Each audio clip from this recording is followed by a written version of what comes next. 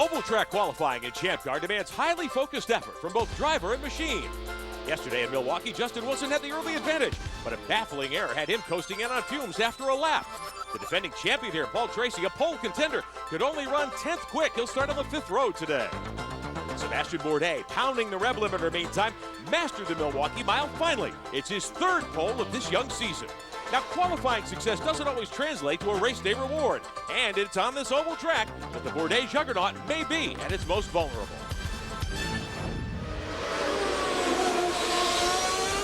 Concentrate on your move. Go. Green. Bridgestone presents the Champ Car World Series powered by Ford. The sights, the sounds, the exhilaration of a 185-mile-an-hour festival of speed. And welcome to Milwaukee, the site of the 4th race of the 2006 Champ Car World Series Championship fight. Today, the 105th time the Champ Cars will do battle at this most famous venue, the Milwaukee Mile. About 30 minutes to go until the green flag for today's event. Time now for our Bridgestone pre-race presentation.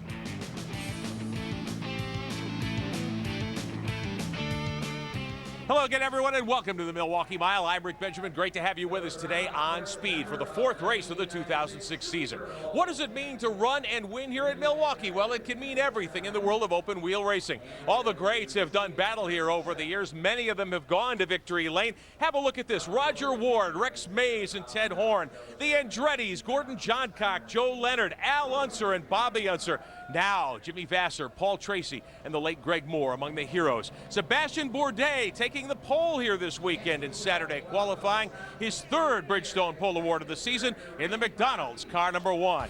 Now the standings at this point, Long Beach to Bourdais, then Monterey, now here at Milwaukee. Mario Dominguez, the only driver other than Bourdais to snag a Bridgestone pole award so far in 2006. As we get set to run the Time Warner Cable Roadrunner 225 here in about half an hour. Derek Daly joins me again topside. Welcome back, my friend, a 6-time starter here. This is a very, very challenging situation. Well, oval tracks historically are very fast and very dangerous, and we proved that here in the last 2 days because we had 5 significant crashes that actually has an effect on today. This is Friday. First man into the wall was Oriol Servi. He actually had a breakage in the right front suspension and just brushed the wall lightly, but it got much more dangerous from there. This is Nelson Philippe. He was actually running 2nd fastest and he just wallops the wall backwards. Gearbox punched a hole in the wall. He has been limping around the paddock ever since. And then it continued to get more serious. First man on the wall, Cristiano D'Amata. Right side damage. In fact, this car was destroyed. He cannot run this today, and Cristiano just didn't know what happened. Then we had the big one. Arguably the fastest man here this weekend, Alex Tagliani, had a monster crash. Straight to the medical unit, stitches on his right hand. He will not take part in the rest of the proceedings today. And it still wasn't over. Bruno Junqueira in the Newman Haas car, right side of your screen here, to the wall, again punches a hole in the safer barrier. He does have a spare car and he will be ready to run despite hardware already in his back to repair a crash from last season. However, the man who has avoided all the carnage so far is standing by with our Jan Beekes. Jan? Yes, a good place to avoid that carnage, Derek. And of course, the last time that a Newman Haas driver sat on the pole position in Milwaukee, this man was 6 years old. It must feel good to bring that pole position for the home team. Yeah, obviously, you know, it's the closest race from the workshop. You know, it's only not even an hour drive from here, so it feels very good for all the boys. They did put a lot of efforts into getting this team to where it is right now in Milwaukee. We've had our share of tough moments here, and we just hope that the whole thing is going to turn around and be good to us today. Okay, have a great race. And with the second half of the Newman Haas story, let's get to Bill Stevens. Thanks very much, John. In fact, this is the first time here at this race that Newman Haas fills out the first row. But Bruno Junqueira did it the hard way, as you saw. Problems yesterday in practice. He comes back in his backup car and is on the outside of row 1. You've got to be as proud as your team as they are of you. Yeah, I'm quite happy with Newman Haas. The guys did a very good job to prepare my backup car, and I had one lap and put the car in the front row. It's quite nice. Is the car good enough to win today? I mean, for sure, the car is not perfect yet, not good as the primary car in this home lap. We did some changes, and I hope it's going to be really good. If the car is handled well, I think you can go for a win. Good luck today. Another team fills out row 2. Let's go to Jan for that story. Yeah, so not far from you getting ready for those driver introductions. Of course, Justin Wilson had a fuel surge problem in qualifying, dropped him to 4th. But AJ, you said in qualifying your car was big time loose. Is that a problem for the race? Well, I hope not. I mean, in warm-up, we worked on some things and still didn't get it exactly right, but Roost Sport's working hard. My engineers, Chris Lurch and Mike Talbot, you know, we're trying to catch these Newman Haas guys, and it's a long race. You never know what's going to happen. Paul Tracy's behind you. Any concerns? We know how he likes to start. Oh, yeah, I'm expecting PT to be probably on the outside of me coming out of turn 2. So, but, you know, keep them behind me enough to see the Red Bull wings and then go after the Newman Haas guys. All right, speaking of Paul Tracy, let's get back to Bill Stevens. Yeah, Paul Tracy has won this race 4 times, but things did not go well in qualifying. He'll start 10th. And, Paul, you won the race last year from the 5-hole. You got enough magic to do it again this year? Well, I think so. I think we have a good car, and we made a pretty critical error in our setup going into qualifying, and really paid for it. So, you know, we've kind of put ourselves behind the 8 ball, but this morning we got the car back to the way it should be. We were quickest in morning and race trim. We've done our race runs. The car is good in race trim. So, you know, we're going to have some work to do. There's a lot of fast guys in front of us. You know, obviously the front 4 or 5 guys have all been quick this weekend. So it'll be hard work, but we're going to give it a shot. Yeah, we'll be watching. Thanks. Now let's go back to Rick. All right, Paul Tracy will light up that Forsyth Index car outside row 5. The show, as he wheels off into turn 1 at the drop of the green, should be quite a sight. Let's have a look at the Bridgestone pole position qualifying standings. There you see the Newman Haas cars 1, 2, the Roosport team 3 and 4. A little further back, you see Will Power there, along with Mario Dominguez, Oriol Servia, and the rest of the top 15 in qualifying here this weekend. The start of the Time Warner Cable Roadrunner 225 coming up shortly. Nelson Philippe has the cheesehead. We'll be back with more. Our Bridgestone pre-race presentation today is being brought to you by Ford, bold moves. And by Bridgestone, passion for excellence. Back at the Milwaukee Mile, counting down to the start of the Time Warner Cable Roadrunner 225. Let's get a sense of what Bridgestone has brought here today to Jan Beekes. Well, Rick, I'm down here with Joe Barbieri of Bridgestone, and the question I have for you is, last year the tires were fine, but yet you've brought a new compound and construction here? Certainly, the Bridgestone engineers were hoping to keep the same level of grip in the tires that we had from last year, but maybe make them a little more consistent through the whole 70 laps or so that they're going to be doing. So you run hard 60 or 70 laps. How fresh do you think they'll be at the end of a stint? Usually it's a struggle. Yeah, they'll deteriorate a little bit, but probably not as much as last year, so we'll have to find out and see how hard they really do run during the race. Should make for some great racing out there if they can keep the tires under them for 70 laps. Rick? All right. Jan, the guys who make these tires, of course, aren't the only ones looking at the Milwaukee Mile with a bit of concern today. What about the rookies who will come racing on an oval for the very first time? Well, they've given us their thoughts, and that is this week's Mazda Power Play. And Nicky Pastorelli doing his 3rd start in the Champ Car season, kind of a baptism by fire on this short oval. I know it's been really tough for you to get acclimated. How tough to get used to this super fast oval? It's very tough to get used to this oval. I mean, to get used to an oval in general is very tough. I've never done it before, and then an oval like the Milwaukee Mile, it's very tough. Charles Wolzman is the 2005 Champ Car Atlantic champion, and now you've had your first taste of qualifying on an American oval. Tell us about it. It's something else is oval. I like the qualifying format. I really like putting it up there for 2 laps and putting the pressure on yourself to go fast in the corners. And I'm excited about seeing what the race will be like. And Jan Halen has given the Sunny Barbecue ride a great start on road courses, but now a big challenge, certainly, Jan, on the ovals. Your assessment on how tough it is? You know, never been here before. It's very hard. I was surprised, you know, first couple laps around yesterday, how tough it was, yeah. Tell me about Cristiano D'Amata. How much has he helped you as a teammate? He's fantastic. You know, he's by far the best teammate I've ever had. He's such a nice person to work with, and you know, it's nice to have him around with all his experience, yeah. Speedy Dan Clark, a standout in the European Formula 3 Series, now knows what it's like to run on the Milwaukee Mile. Dan, tell us about your experience on the Mile Oval. I don't know what to say really, other than it's all new to me. I'm such an oval virgin, it's untrue. You know, it's going to be a big experience tomorrow, and we're still working towards it. We're, a tricky time when you're learning. Anytime you get looseness or anything happens, it really sets you back in your mind, because you really need to use some of your balls to drive around here. It's not the easiest circuit, and I know it's not the easiest oval either. So, would you like to say hi to your mom? No, I haven't seen my mom for ages. Actually, I've been out here for a few months now. So, hi, Mom. Catherine Legge, of course, won 3 races in the Atlantic Championship on road courses, but now one of the toughest jobs to learn for a driver, and that's becoming acclimated on an oval. How tough for you to come to grips with this oval? It's tough because it's a new element to me, but I'm lucky to have such a fantastic team behind me. The team and Jimmy and everybody have been so helpful that it kind of makes it a lot easier. What does Jimmy say to you before you go out, let's say just now for qualifying? What kind of information puts you at ease? He's like, just drive around, or your job today is done after you've done 6 laps, so just go and drive around. And there was more in the car than that, so I kept it out of the walls, and I just did, what I could do, and I think that the car felt fantastic. I'm happy with it. Bell Merco team did just such a phenomenal job to make me feel comfortable, because if the car feels a little bit nervous, then it's horrible.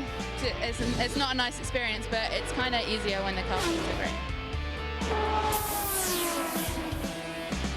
Young Will Power had 2 Champ Car starts last year, but now you've been on the Milwaukee Mile. We're anxious to know, what does it feel like? When your car's not right, it doesn't feel very good, but when it's good and you're on new tires, it's a lot of fun. What's been the biggest challenge for you this week? The biggest challenge has probably been just getting into the oval. It was good having Alex Gagliani, my teammate, help me a lot initially, and then this morning he's worked on setup, and the car was not bad in that session. Could have been a little bit better, but that's life. And that is today's Mazda Power Play. We'll be right back with more from the Milwaukee Mile. Welcome back to the Milwaukee Mile, our Bridgestone pre-race presentation for round 4 of the 2006 title chase in the Champ Car World Series.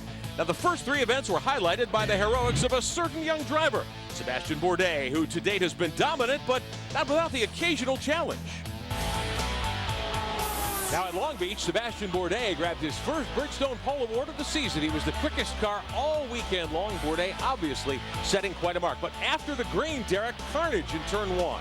All began to go wrong before the big star named Dominguez starts it right here. Drop kicks Paul Tracy. He sucks in Junqueira and also A.J. Allmendinger. In slow motion, you can see here, innocent bystander really was Allmendinger, who you see on the hook and being taken away. Now Sebastian Bourdais and Justin Wilson would benefit from this. Bruno Junqueira's return to racing ended after 1 turn. Catherine Legge was very strong at Long Beach. All eyes on Catherine all through the weekend. First Champ Car start, finishes 8th, highest ever for a female. Then the pit stops. Justin Wilson here, good stop for the Rousport team, but the better stop by the Newman Haas group. At this stage, under the guidance of Kenny Seaweek, Bourdais had a 7-second lead, but Jan Halen takes over the leads. He would lead some laps in his first Champ Car start. Antonio Pizzonia ran out of room going down into turn 1, a one-off run for the Rocket Sports team. He would end up having a pretty good day restarting here. The dominant horse again was Bourdais. He leads 70 of the 74 laps. Justin Wilson in second. This is Tagliani, followed by Mario Dominguez and Will Power here. Nobody today was going to stop the Frenchman, the reigning champion, Sebastian Bourdais. 2 consecutive wins for Bourdais to open the season in the Toyota Grand Prix of Long Beach. Bourdais, the first of what have been 3 consecutive victories to start off 2006. Now at Houston under the lights, Mario Dominguez, his first career pole there. And a big surprise here for the Foresight Index driver, and he leads away under the lights. Sebastian Bourdais had to line up in 5th after struggling during qualifying in Houston, this temporary course used for the first time around Reliance Stadium. They added a chicane after turn 1. It was problematic for a lot of the drivers early on. Justin Wilson lost track position, as did the car of Nelson Philippe. Sebastian Bourdais got going here, moving by Allmendinger. Difficult pass down the inside here. Allmendinger on the Bridgestone Reds. Bourdais again down the inside of Paul Tracy. He would make a similar move to get by his teammate Bruno Junqueira here, and then he would size up the race leader. Dominguez is still the fastest car on the racetrack, but Bourdais is making the key moves. Here's Dominguez. Oh, he slides down the inside, and he has contact on the rear wing. Dominguez would take the lead back after that and lead 37 more laps. Here, though, a problem. Rain fade in the brake zone, throws the lead away. He regrets that move. Now, late in the race, problems here for both Team Australia cars, Wolfsman and Power, and later Tagliani here with Serbia. Almost identical crashes. Have a look here, side by side, both Team Australia cars involved. Very similar accident. Alex Tagliani had a big moment, had his throttle stick, went down into the runoff area. Tag was okay, sore back. Sebastian Bourdais, no problem at all. 2 straight, this one under the lights at Houston. A couple of weeks later, Monterrey, Mexico, Fundadora Park. And Bourdais was quickest in qualifying, his second Bridgestone Pole Award of 2006. At the drop of the green, Nelson Philippe had problems with his teammate, Speedy Dan Clark. And out through the dust will appear Nelson with a deranged front suspension, end of the day. Then the battle, Wilson versus Bourdais.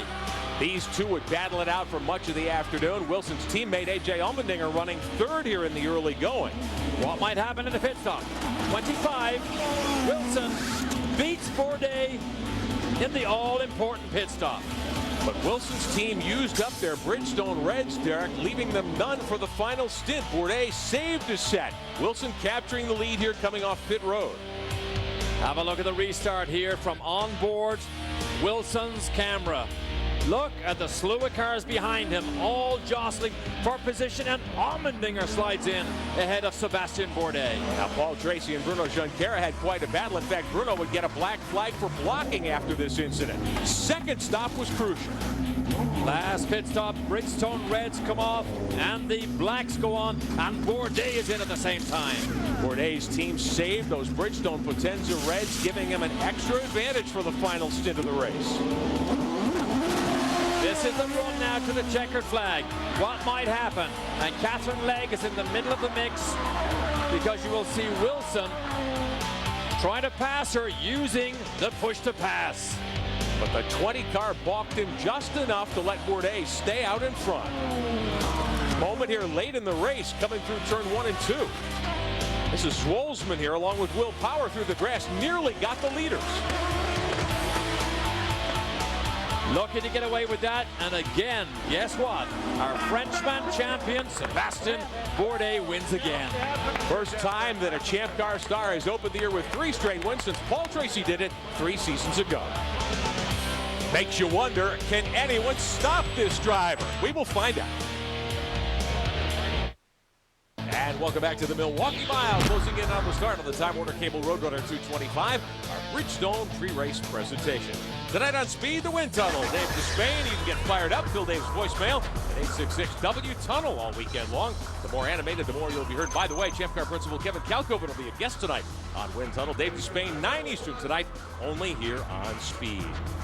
Well, these crews, of course, have had a lot of work to do to get ready for this oval track run, the only one of the season. Earlier this weekend, Derek Daly and Jan Beek has put together a look at all the adjustments you need to come and run here at the mile. When the teams make the transition from the road courses to the ovals, they get a chance to optimize the settings of the car, turning just one way, instead of having to worry about balancing it from left to right. And one of the most obvious changes on the car setup-wise is camber. Camber is the inclination of the wheel and the tire statically in the pits. The idea is that 3.5 G's in the corners, the side wall of this tire flexes, essentially flattening it out to put the full tread on the track itself. But when you look at the race car itself in oval configuration, you can see a big difference from what you'd see on the road course. You see positive camber on the left-hand side, and you see negative camber on the right. The idea is at 3.5 G's loading, all the contact patch is fully on the road.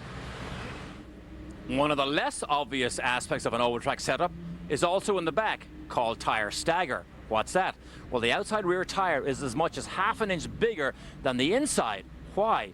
Road racing has a differential in the gearbox. Oval track racing has a solid rear axle, which means on all left-hand corners, the outside rear tire travels as much as 80 feet further per lap. Multiply that by 225 laps, and the outside rear tire goes as much as 3.4 miles further over the course of the race. Now, if during the race your car goes out of balance, it's very similar to a table going out of balance. The way you fix it, you grab a matchbook and you jam it underneath one of the corners to bring it back in balance. Well, that's essentially how a weight jacker works. In the cockpit, the driver can reach in here, and by going up or down, it runs a hydraulic motor over in the side pod, which then goes back to a hydraulic pad that raises or lowers, and it goes right underneath this spring, essentially one of the table legs. So by expanding or by contracting this, you can move weight from one side of the car to the next. A couple of clicks on the steering wheel is about 5 pounds. Makes a big difference to the driver, but if your car's way out of balance, you can move as much as 50 pounds. However, if your car handles really well, it will pull 3.5 Gs in every corner. That's 3.5 times the weight of the driver's head and helmet, which is about 14 pounds, pulling against the neck muscles. They will always give out, except on oval tracks, the drivers take the helmets and they literally trap the head and the helmet inside this foam structure. So think about it. A helmet is a hard shell with a foam interior. This here is a hard shell with a foam interior. So for all intents and purposes, you have a helmet inside a helmet. And boy, is it a good thing that that bit of technology was in place, because this was the scene yesterday during final practice before qualifying when Alex Tagliani had that huge impact up at the turn 4 wall. He was fine, but look at this. The tire just misses that race car cockpit, and in the trash heap, in the bin outside the Walker Racing hauler, this is all that was left pretty much of Alex Tagliani's race car. He will not be able to start here today. And they had a car that many thought was capable of winning. Upcoming at the top of the hour, live flag-to-flag coverage, the Champ Car World Series, the Time Warner Cable Roadrunner 225, here on the Milwaukee Mile in West Allis, Wisconsin. Derek Daly and I will be back in just a couple of moments here on Speed.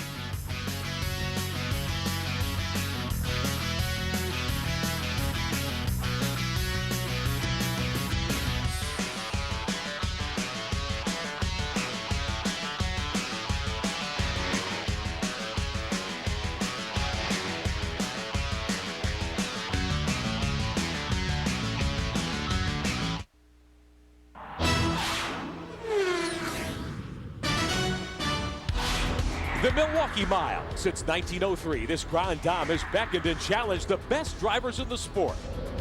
Among them, the legendary Barney Oldfield, driving his peerless Green Dragon in 1905. He set a dazzling lap record, 64.29 miles per hour. The Milwaukee Mile. From 1947 to 1980, this track hosted more national championship events in champ cars, midgets, and stock cars than any other track in North America. The Milwaukee Mile. Here, virtually every great oval track racer has shown their skill, their courage, their determination. Rex Mays, Hardelli Jones, Tony Bettenhausen, and the Unsers. They all came and all added to the lore. The Milwaukee Mile. Is it any wonder that in motorsports, the T in tradition stands for the Milwaukee Mile? Concentrate on your moves. Bridgestone presents the Champ Car World Series, powered by Ford. The sights, the sounds, the exhilaration of a 185-mile-an-hour festival of speed. And welcome everyone to the Milwaukee Mile, a beautiful day for racing here in the month of June. The 4th race of Bridgestone presents the Champ Car World Series, powered by Ford. Today, live coverage of the Time Warner Cable Roadrunner 225. This is the only oval track round in this year's schedule. Now, as we mentioned, since 1903, this facility has been in continuous operation, the oldest such oval course in the world. Champ Car back this year to add to that heritage. They began that performance, of course, with qualifying here on Saturday. And the Bridgestone Pole Award again this week to Sebastian Bourdais, by far his best qualifying effort on this particular oval. His 3rd Bridgestone Pole Award in 4 tries this season. He's been all but perfect so far here in 2006. Bourdais collects another $5,000 check by winning the Bridgestone Pole Award here at the Milwaukee Mile. To give you an idea, though, how difficult it is to win here, Bourdais, as good as he is, has never led a single lap here. Junqueira will line up alongside his teammate, the reigning series champion. The Newman Haas cars on the front row. Second row, the Roos 410 of A.J. Allmendinger, the CDW number 9 of Justin Wilson. He will line up in the 4th position today for Roos Sport.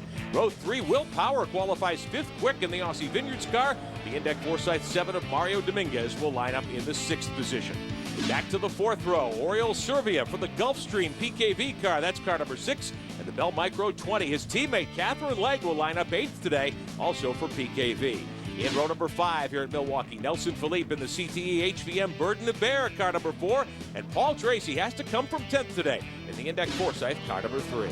6th row, Speedy Dan Clark in the CTE HVM 14. The young Andrew Ranger 4th in the championship. And the MyJack Conquest Tide, car number 27. In the 7th row, Charles Wolfsman, the MyJack Conquest 34, and Jan Halen, the Dale Coyne Sonny's Barbecue, car number 11.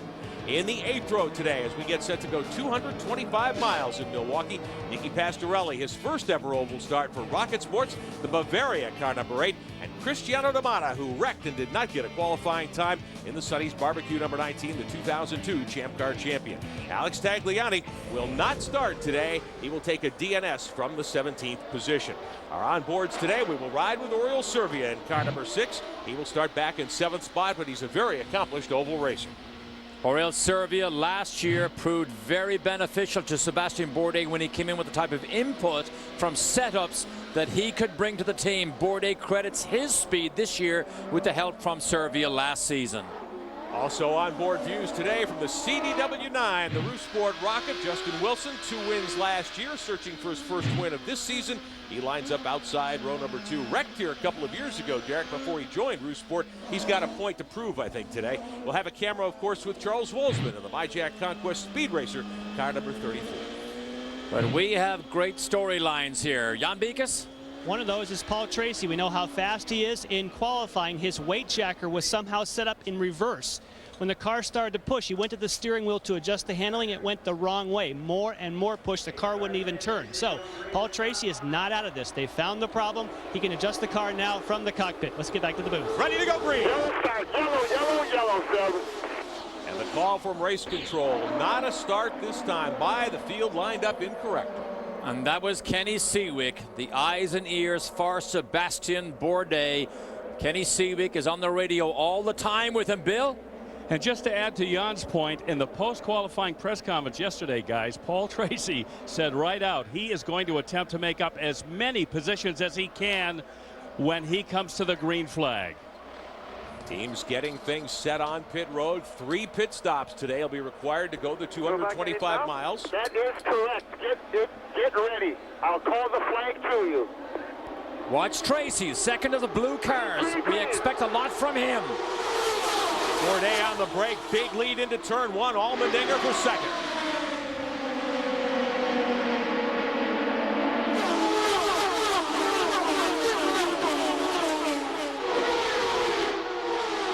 Tracy 6th already down the backstretch. Oh, trouble indeed. One of the cars into the wall. I believe that's one of the PKV cars, one of the Forsyth cars. Both of them are collected in turn 4. Caution already as we are just underway. 2 laps are complete, and we go yellow immediately. A big wreck down in the corner. Dominguez is okay. I don't believe he hit anything, but Tracy backed it in very hard. There he is right there. He is done. Cold tires, Derek. I'm sure even though it's a very warm day, track temperature around 80. Dominguez touches.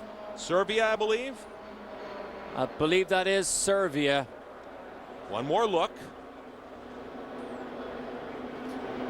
Dominguez makes contact on the first lap. Remember what happened at Long Beach? Did the same thing. Unfortunately, you saw what Tracy did. Tracy put his foot down, tried to accelerate the car as he was going backwards, trying to stop making contact. There's Tracy. Watch this. Bottom of your screen, out of your screen. Oh, there's... And it's Bruno Junqueira in car number 2. It is Bruno Junqueira who got touched and turned into the wall, Derek, from the outside pole. Another one of those red and white cars. Bruno, remember, has that 2 rods, 11 inches long, and I believe it's 18 screws holding us back together as a result of his crash in Indianapolis just over a year ago. He backed into the wall in practice, and now he's hit really hard again. Second wreck of the weekend. Meantime, Paul Tracy, the winner here in a dominant run a year ago, still looking for his first win in 2006. His afternoon done after just 2.5 laps. You know he's frustrated. Started on the outside of the 5th row. Everyone thought he would go right to the front quickly. He was already up to 6th before he got caught up in that mess in turn 3. There's the contact. Bruno got turned, backed into the safer barriers. We're under caution at Milwaukee.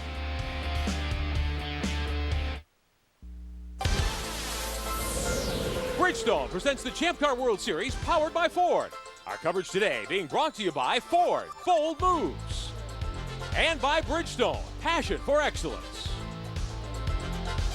Back at the Milwaukee Mile, working on the 7 car, Jan Beekes. Yes, he's been here already 40 seconds. You can see they're working on the front steering. He believes that there was some damage in that contact that we certainly saw in turn number 3. So they're going to spend some extended time and try and find what's wrong. In the meantime, let's get to Bill. With a very unhappy Paul Tracy, and the comparisons to Long Beach unavoidable, Paul. I mean, it's a shame. I mean, we're trying to pass our teammate, and he just drove it right into the side of Mario, or into the side of Bruno to keep me behind him. You know, I was going to make a move on the outside of him, and he went for the inside and just drove it in way too hard and drove right into the side of Bruno, and you know, basically crashed 3 cars out for no reason. So it's frustrating. You got to be pretty exasperated by all this. I mean, it just hurts our championship. You know, we had a good car today. We rebounded from our mistake yesterday. We had a good car, and we come out of here with nothing. So it's frustrating. Now, let me ask you one more time about Long Beach and the comparisons. Can you draw any comparisons about what happened here and what happened there? Well, I mean, it's 2 different situations, but you know, ultimately the end result is the same. You know, he drove into the corner and ran into the side of Bruno, and you know, it took him out, took me out. And, you know, he's still running, so it's definitely frustrating. Tough break. Well, Paul Tracy's championship hopes take another big hit here today with that second wreck, Derek, in 4 races without barely getting a lap in. And Paul Tracy is trying to be as politically correct as he can, which is most unlike Tracy, but you can hear the frustration in his voice. So much was expected of Tracy. He has won 4 times here in the past. He loves this oval. He is Mr. Excitement, particularly on these early laps, and he gets taken out again, and he literally got taken out. Interesting that, and you saw him on the replay as Dominguez began the lazy spin, hit the rear wheel, collected Paul Tracy and put him off the road. Now Justin Wilson in the CDW9 car running 3rd now under caution behind his teammate A.J. Allmendinger. Allmendinger bolted to 2nd off the drop of the green. Earlier this weekend, Jan Beekes took a trip to the CDW pit area to find out a little about some new technology that the Rousport team is developing. One of the reasons that CDW got involved with Rousport and the Champ Car World Series is a lot of the technology they sell to businesses is very similar to what you see here on pit road. One of the new innovations that Champ Car is using is instant messaging from the teams up to race control. So Steve Wolf from Rousport can type a message here. We have, in this particular instance, we think that they were passed under yellow. He can now send that message up to race control. Instead of trying to find an official up and down pit road and try and get radio communications, it can be sent, comes back on this screen, and hopefully immediately we'll get a response from race control as to what the situation may be. It has now been sent. A response is coming from race control, and as quickly as that, as an instant messaging may be, they also agree that there has been an infraction during the race. They say move those cars back around. The nice thing about this, it also keeps a log of all the conversations from race control and the teams themselves. Therefore, there's no questions after the race. Now Justin Wilson and his team applying that technology courtesy of their sponsors at CDW. 9 laps are on the board under caution after that incident going into turn number 3. Now let's have another look at what happened here. On board with Justin Wilson. He had a full view. Oriol Serbia had a look at it there as well as we go back to the CDW car. Wilson will restart from 3rd spot. Now remember, this is into turn 3, so cold tires. Dominguez in the blue car in front. What's the right front?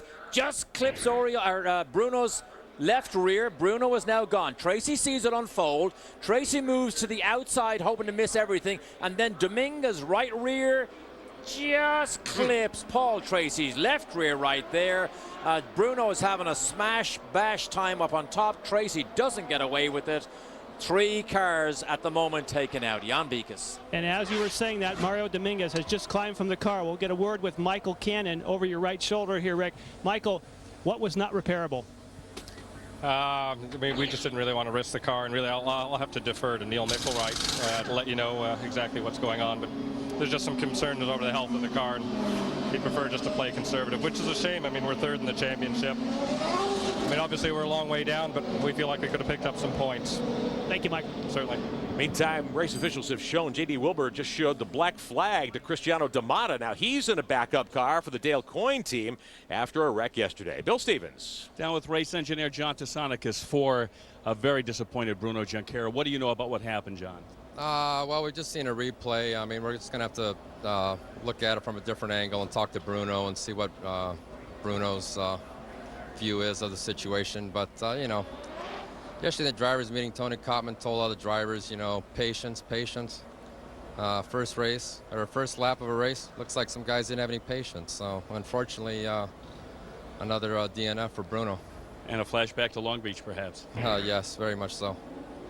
The hole-in-the-wall Camps 2 car was taken out with the diaper underneath. Cristiano D'Amata black flag. Now, Derek, Paul Newman and Carl Haas watching things from the timing stand. Was that an incident of cold tires just forcing Dominguez to slip up the racetrack there in 3? Well, we know it was cold tires. It was definitely an aggressive move by Dominguez, pushing it a little bit too hard. We have to presume Paul Tracy had the perfect position to watch it all unfold. However, we said at the top of this show, this is a fast and dangerous racetrack, as oval tracks usually are, and the destruction has continued here that we saw start on Friday. So this has definitely been hang on to your hollyhocks weekend here, and we are only 11 laps into this thing. Well, Cristiano D'Amata back on the racetrack. This is a backup car for Dale Coyne Racing, the Sonny's Barbecue team. We showed you earlier how D'Amata had gotten into the wall in turn 4 yesterday, was unable to take a qualifying time. They built a new car yesterday afternoon and last night to get D'Amata into the field here today. Jan Beekes. With Mario Dominguez, before we go back to green, Mario, tell us how it looked from your seat. Well, I went underneath Bruno, and we touched, and I spun. The moment I touched, I lost the rear of the car, and when I touched him, it bent my right front suspension, so can't keep going. Now, I just noticed from the sign language when you came back, it looked like you were describing to the team you thought someone came down, but they said when they saw the replay, it looked like you came up. What's your assessment? I'll have to watch the replay before I say anything, really. So to me, I went underneath, and just wasn't enough room for me. I think he should have stayed a little bit more outside. Thank you, Mario.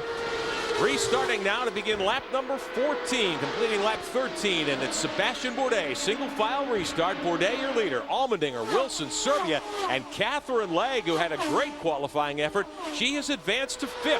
Bourdais by 6 car lengths over Allmendinger. And you run so much on the edge here on an oval like Milwaukee, right to the outside of the groove, and you'll see the groove outside on the corners. Now Nelson Philippe just put a move on Will Power, side by side. Ranger trying to get down underneath Will Power. Will Power has one of the best cars here, but understandably he just wants to let things settle down, particularly after seeing the huge crash that Tagliani, his teammate, had yesterday. Power running right now in 7th. Ranger back there in 8th. In the MyJack Conquest number 27. There's Power in that green and yellow Aussie Vineyards machine. A little further back, this is the battle for 7th, 8th, and 9th. Speedy Dan Clark there doing a nice job this weekend. His first ever trip to an oval track in car number 14 for the CTE HGM team. Good battle on track for 7th, 8th, and 9th. Bourdais by a 1.5 seconds over Allmendinger. Wilson and Serbia 3rd and 4th. Now Serbia ran 2nd here a year ago as we continue to focus on the battle for 7th position. There's the 8th place car of Ranger, and here comes Clark in 9th. Bourdais untouched up front, Derek. What a change for him. Yeah, a change being he finally led a lap at Milwaukee. As good as he is, and the success that he has had in Champ Car every time Sebastian Bourdais came to Milwaukee, he could never get himself to the front. And believe it or not, he's still, even on tender hooks, not quite sure how this car will run throughout a full fuel stint. And I imagine here the really key issue for these crews and drivers is finding the right balance between push and loose. It's all about balance. It's all about a compromise. What can you change among thousands of things on these cars to give the driver the feel, the confidence that he can stick his foot in it, brake a little bit later, really go on the ragged edge and do it time after time after time for 225 laps. Sebastian Bourdais all alone out of 4, adding to his lead. Now, here's what's happened at Milwaukee for him. Average finish of 11th in 3 previous starts. Elsewhere, 7th. All other races. Wow. And he will tell you he is not an oval track specialist. Of course, he came from the road racing background in Europe. And maybe it's a bit like Catherine Legge. Give her time. Give her time. Look at this here already after 19 laps, of which most of them are under yellow. Just flies around the outside of Pastorelli in the Rocket Sports car. Also putting Cristiano D'Amata a lap down in the 19 car, the Dale Coyne machine. So the McDonald's #1 of Sebastian Bourdais dominant early here on the Milwaukee Mile, whistling down into turn 3. On pit road. We're ready, Seb. Fill the car, Brian. They're bringing him in early here. Wow, 20 laps on the board. Jan Clear in and out, right on the mark. Well, you heard Kenny Seawick, the right rear tire is going down. He will lose 2 laps in the process just by virtue of the pit speed limit on the way in and the way out. So unless everyone else has to stop under green today, this could be devastating for the home team. Unbelievable development. That puts A.J. Allmendinger onto the point now. Allmendinger in the Rousport car number 10 machine, Derek, still searching for his first Champ Car win. This is 3rd season. Wow, Jan mentions 2 laps. He loses 2 laps. It takes 35 seconds by the time you drive into pit lane, drive down at the 50 miles an hour, have your pit stop. The lap speeds are so fast here in the 21-second range that you lose those 2 laps. Now, Rousports knows exactly what just happened. It has fallen into their lap. Can they now call the yellows properly? Can they make their pit stop when people are going slowly around the racetrack if there are yellow flag situations? Battling deep in the field, you've got Nelson, Philippe, and Catherine Legge fighting for position here. Legge 4th, Philippe 5th. We saw that a moment ago. Bourdais inside, trying to go 3 wide. He's being bucked by the slower car there. Oh, one car gets loose. That's one of the CTE HVM machines around. That'll bring out a yellow in turn 4. On the race line. I think it's Clark. Yellow. One car around. Caution is out. It is Dan Clark who's gone around. Caution on the speedway, Jan Bikas. Now let's take a look at what happened here with Sebastian Bourdais. If I put my microphone in here, probably hear the hiss of the tire. All it takes is that little pressure. And that's unfortunately what brought him to the pits. Now, if people pit under this yellow, guys, he'll be stuck on those laps that he lost. So if they take advantage of when the pit's open, that could be cooking for the Newman Haas team. Unbelievable. Great qualifying for Bourdais. Dominant early here. Look at this. Dan Clark is behind Ranger. He loses the air that he needs for downforce, has a long, lazy spin. You don't often spin on an oval track and get away with it like we just saw Dan Clark do. Nelson Philippe, on the other hand, his teammate, is running in a very strong 5th place. So this is one of our 6 rookies here who finds it all new at Milwaukee. Well, the story of the afternoon so far, besides Bourdais having early problems and having to give up the lead, Catherine Legge 4th as we prepare for maybe some pit stops, definitely a restart. Camp Car safety team is out to collect Dan Clark. Didn't hit anything. He should be able to restart. They're going to sweep the track up there in 4. The concern, I'm sure, was there debris left on the racetrack after the early wreck involving Dominguez, Tracy, and Bruno Junqueira. Riding here with Charles Wolzman, the MyJack Conquest 34. And there is your race leader, A.J. Allmendinger, who qualified 3rd. Bourdais took off, led early. Junqueira got swept up in that wreck with Dominguez. Tracy was collected in it as well. They're all behind the wall. And that has allowed Allmendinger, when Bourdais had to pit early with that puncture, he now is your leader. And the front runners are going to pull it here on Bourdais. They are going to come in, which means while they run slowly, Bourdais cannot make up. They show him 1 lap down right now. He's a lap down plus some track space. So Bourdais still got caught out by that puncture. But I see the Rousports team ready for this man here, A.J. Allmendinger, our leader. His teammate Wilson is 2nd. Catherine Legge, they're ready for her to come in. Yes. Both of the PKV cars have tires over the wall, and here comes Allmendinger. You see Allmendinger get it sideways? Yeah. The pits. Watch your speed. Top 3 will pit, Serbia, but Leg will stay out. Clear behind. Nice straight shot in. Allmendinger, your leader. Wilson second. Serbia already on pit road. And of course, A.J. Allmendinger is leading, but he stops first and is pitted behind. The preferred spot would be Justin Wilson here. So if Justin Wilson can get over, he does! He beats him! Justin Wilson takes the lead! And A.J. Allmendinger slots in a second, and you can see A.J. gesture when he lost the pits. He was going, what the heck happened there? I just lost the lead in the pits. Wow, that would just shows you how you depend on the group of people. But it looked like they did not put as much fuel into Wilson's car potentially. But actually, Catherine Legge, when it cycles through here, will be your race leader. And Sebastian Bourdais may be able to get back on the lead lap off of this cycle as the field comes back up onto the back straightaway and getting back up to speed, still under caution. Working lap 28 of 225 today here at the Milwaukee Mile. On board with Zwolsman. Now, he will restart in 5th position. So Charles Zwolsman, his first attempt in a champ car on an oval, doing a very nice job in the early going. Legge will be your restart leader. And right behind Legge is Sebastian Bourdais, so he knows his mission. He's just a tiny bit over a full lap behind. He will attempt then to push his way past Catherine Legge. He's on the tail end of the lead lap then. And however, lead it. Sebastian Bourdais has had his difficulties here. Let's show you what happened to him 2 years ago. Oh, night race here. Brushed the wall out of 4, ended his ninth early. Had to take the McDonald's car behind the wall. He came back and won the championship. The leader. You pace him. Get ready. Getting ready to restart. Historical moment here. Catherine Legge will lead her first lap in champ car, and what's this? Here comes Bourdais. Bourdais getting back on the lead lap. Come on, Sebastian, let her lead a lap. Bourdais gets back on the lead lap with that pass. On board Wilson. He is second in front of Allmendinger. He's caught up high. Wow, 2 teammates going at it hard here. Allmendinger and the CDW car of Justin Wilson. I don't know who the team orders within this team because these boys go at it hard, but great pictures here. Allmendinger, who was leading, loses that place after the pit stop. And Derek, I can tell you what happened in the pit stop was they had a trouble with A.J. Allmendinger, one of the wheels going on. They did take full fuel. Remember, they hadn't been out there that long. It didn't take long to fuel the cars. A miscue for A.J., that's why he dropped behind. Catherine Legge is your leader.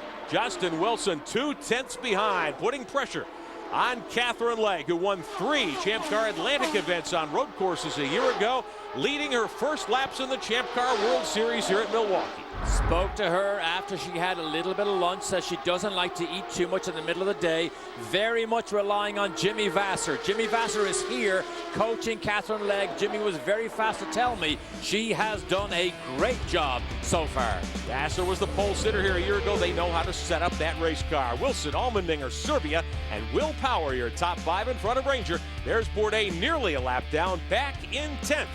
We'll be back at Milwaukee with more of the Time Warner Cable 225. This is the legendary Rex Mays, a 3-time winner here. This picture from 1939. This one from 1946. For the lead on the Milwaukee Mile, Justin Wilson and Catherine Legge. Legge is up high. She's been out in front, and she holds Wilson at bay out of turn 4. Catherine Legge turns back the challenge through 3 and 4. Great move. You're on board with Wilson in the CDW9 car. Now look at the different lines, Derek. Lap traffic ahead. Wow, that was a great challenge for Catherine Legge to hang on. Wilson to the inside. On the high side, she braves it out, and she goes on the outside line again. Lap cars in the way. Wilson to the inside. Catherine is tied up on the outside, and Wilson takes the lead. Outside, clear. Justin Wilson makes the pass in lap traffic. Nicky Pastorelli back there with Cristiano D'Amata, and that forced Catherine to back out of the gas. Bill Stevens. Down here with Jimmy Vasser. He's the V in PKV Racing. I know you're very proud with Catherine's performance so far. She does a fantastic job. You know, really amazed at how well she took to her first oval, especially here at Milwaukee. You know, we left her out there in front from the stop to let her lead a little bit. And, you know, we're all real happy for her here. You know, it's early in the race yet. and but I think she's been doing a great job. Yeah, there were high fives down here when she led her first lap, and deservedly so. I'll tell you what impressed me most about what happened there. Catherine recognized when she was in the slower traffic that the high line could potentially put her into trouble. Here's how it unfolds here. Catherine's on the left side of your screen, red and white car on left side. She realizes the high line and the traffic potentially put me into trouble. She backed out. Very, very bright move there by Catherine Legg. Let Wilson go, let the race unfold here. Justin Wilson at the moment seems a bit quicker, ran a 23:03 last lap, and he is now 1.8 seconds in front of Catherine Legg. So once he got the lead, Wilson's been able to pull away. Have a look. Remember, he's now tried this twice already. He's on the power quicker than her. Now he's behind her. In the slipstream, goes down the inside. Can he make it? No, can't make it. Backs it. Oh, corrects the car. Down changes. Catherine is stuck behind traffic. Now he sees the time to pounce. And she makes a wise move not to push that high line too much, too far, because the destruction that we saw earlier potentially could have been right in her lap. That has to make every driver out here think about what the risks are, even with the safer barriers now in place here at the Milwaukee Mile, giving these drivers an extra margin of comfort. It is still a very tough place to race 2 or 3 wide, and we've had some of that already. All right, we are 45 laps into the Time Warner Cable Roadrunner 225. Justin Wilson leads Catherine Legg. Welcome back to the Milwaukee Mile, riding with Charles Wolzman. Bridgestone presents the Champ Car World Series, powered by Ford, the Time Warner Cable Roadrunner 225. Hey, coming up, your chance to enter the Champ Car Live Fast sweepstakes presented by Bridgestone. Win a trip to the Grand Prix of Portland, plus a set of Bridgestone Potenza pole position tires, or a subscription to Auto Week. Our grand prize winner gets a new Ford Mustang GT and will join us in Mexico City for the season finale. Stay tuned for this week's Code Word, the Champ Car Live Fast sweepstakes, brought to you by Bridgestone. Our Monterrey, Mexico winner, Nina Wright from Seattle, Washington, joining us here this weekend at the Milwaukee Mile. Alongside Derek Daly, I'm Rick Benjamin, Bill Stevens, and Jan Bikus are on pit road. Charles Wolzman nicely in 9th. He is now 1 lap down. 8 cars remain on the lead lap. Oriol Servia also up in the running order. He is 4th right now. You like to see a driver on an oval track have a very smooth steering. You didn't see that with Wolzman, and I believe Nelson Philippe, who we're watching here, just brushed to the wall. We get a report. Oh, so they think he might have dropped something also. But Philippe, who had that monster crash 2 days ago, there he is right there. Oil flag is out, that yellow and red. Should I pass this lap car or not? No, no, no. One more look at Philippe. Oh, he's inside Servia. Okay, everything looks okay there. Then he goes across the backside of him. Whoa! Loose off 2. Yeah, when you get down right in under a car, you lose the downforce because you get turbulent air suddenly. So he is now white-walled the right rear side of the CTE Racing HV. Stay out, stay out. Does the car feel okay? Car feels fine. Starting to push a little bit, but I'm good. I'm good with how it's handling, so I wouldn't touch anything right now.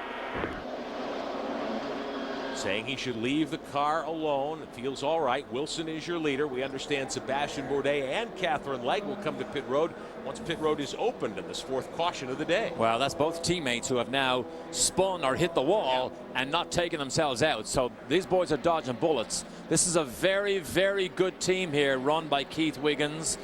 They've had probably more than their fair share of crashes over the last year. But it's a very good team. They have good racing cars here today, but boy, they have dodged 2 bullets today. Lap leaders today, we've seen Bourdais from the pole, Allmendinger, Catherine Legg leading her first Champ Car laps, and now Justin Wilson, who passed Legg in traffic several laps ago, working lap 57 here today. That's the most we've had all season. Jan Bikus. And if you're wondering why Sebastian Bourdais is going to come onto pit road, I had just spoken with his engineer, Craig Hampson, who said that with the mileage that they were getting, they still would have to stop 3 times. It was only supposed to be a 3-stop race.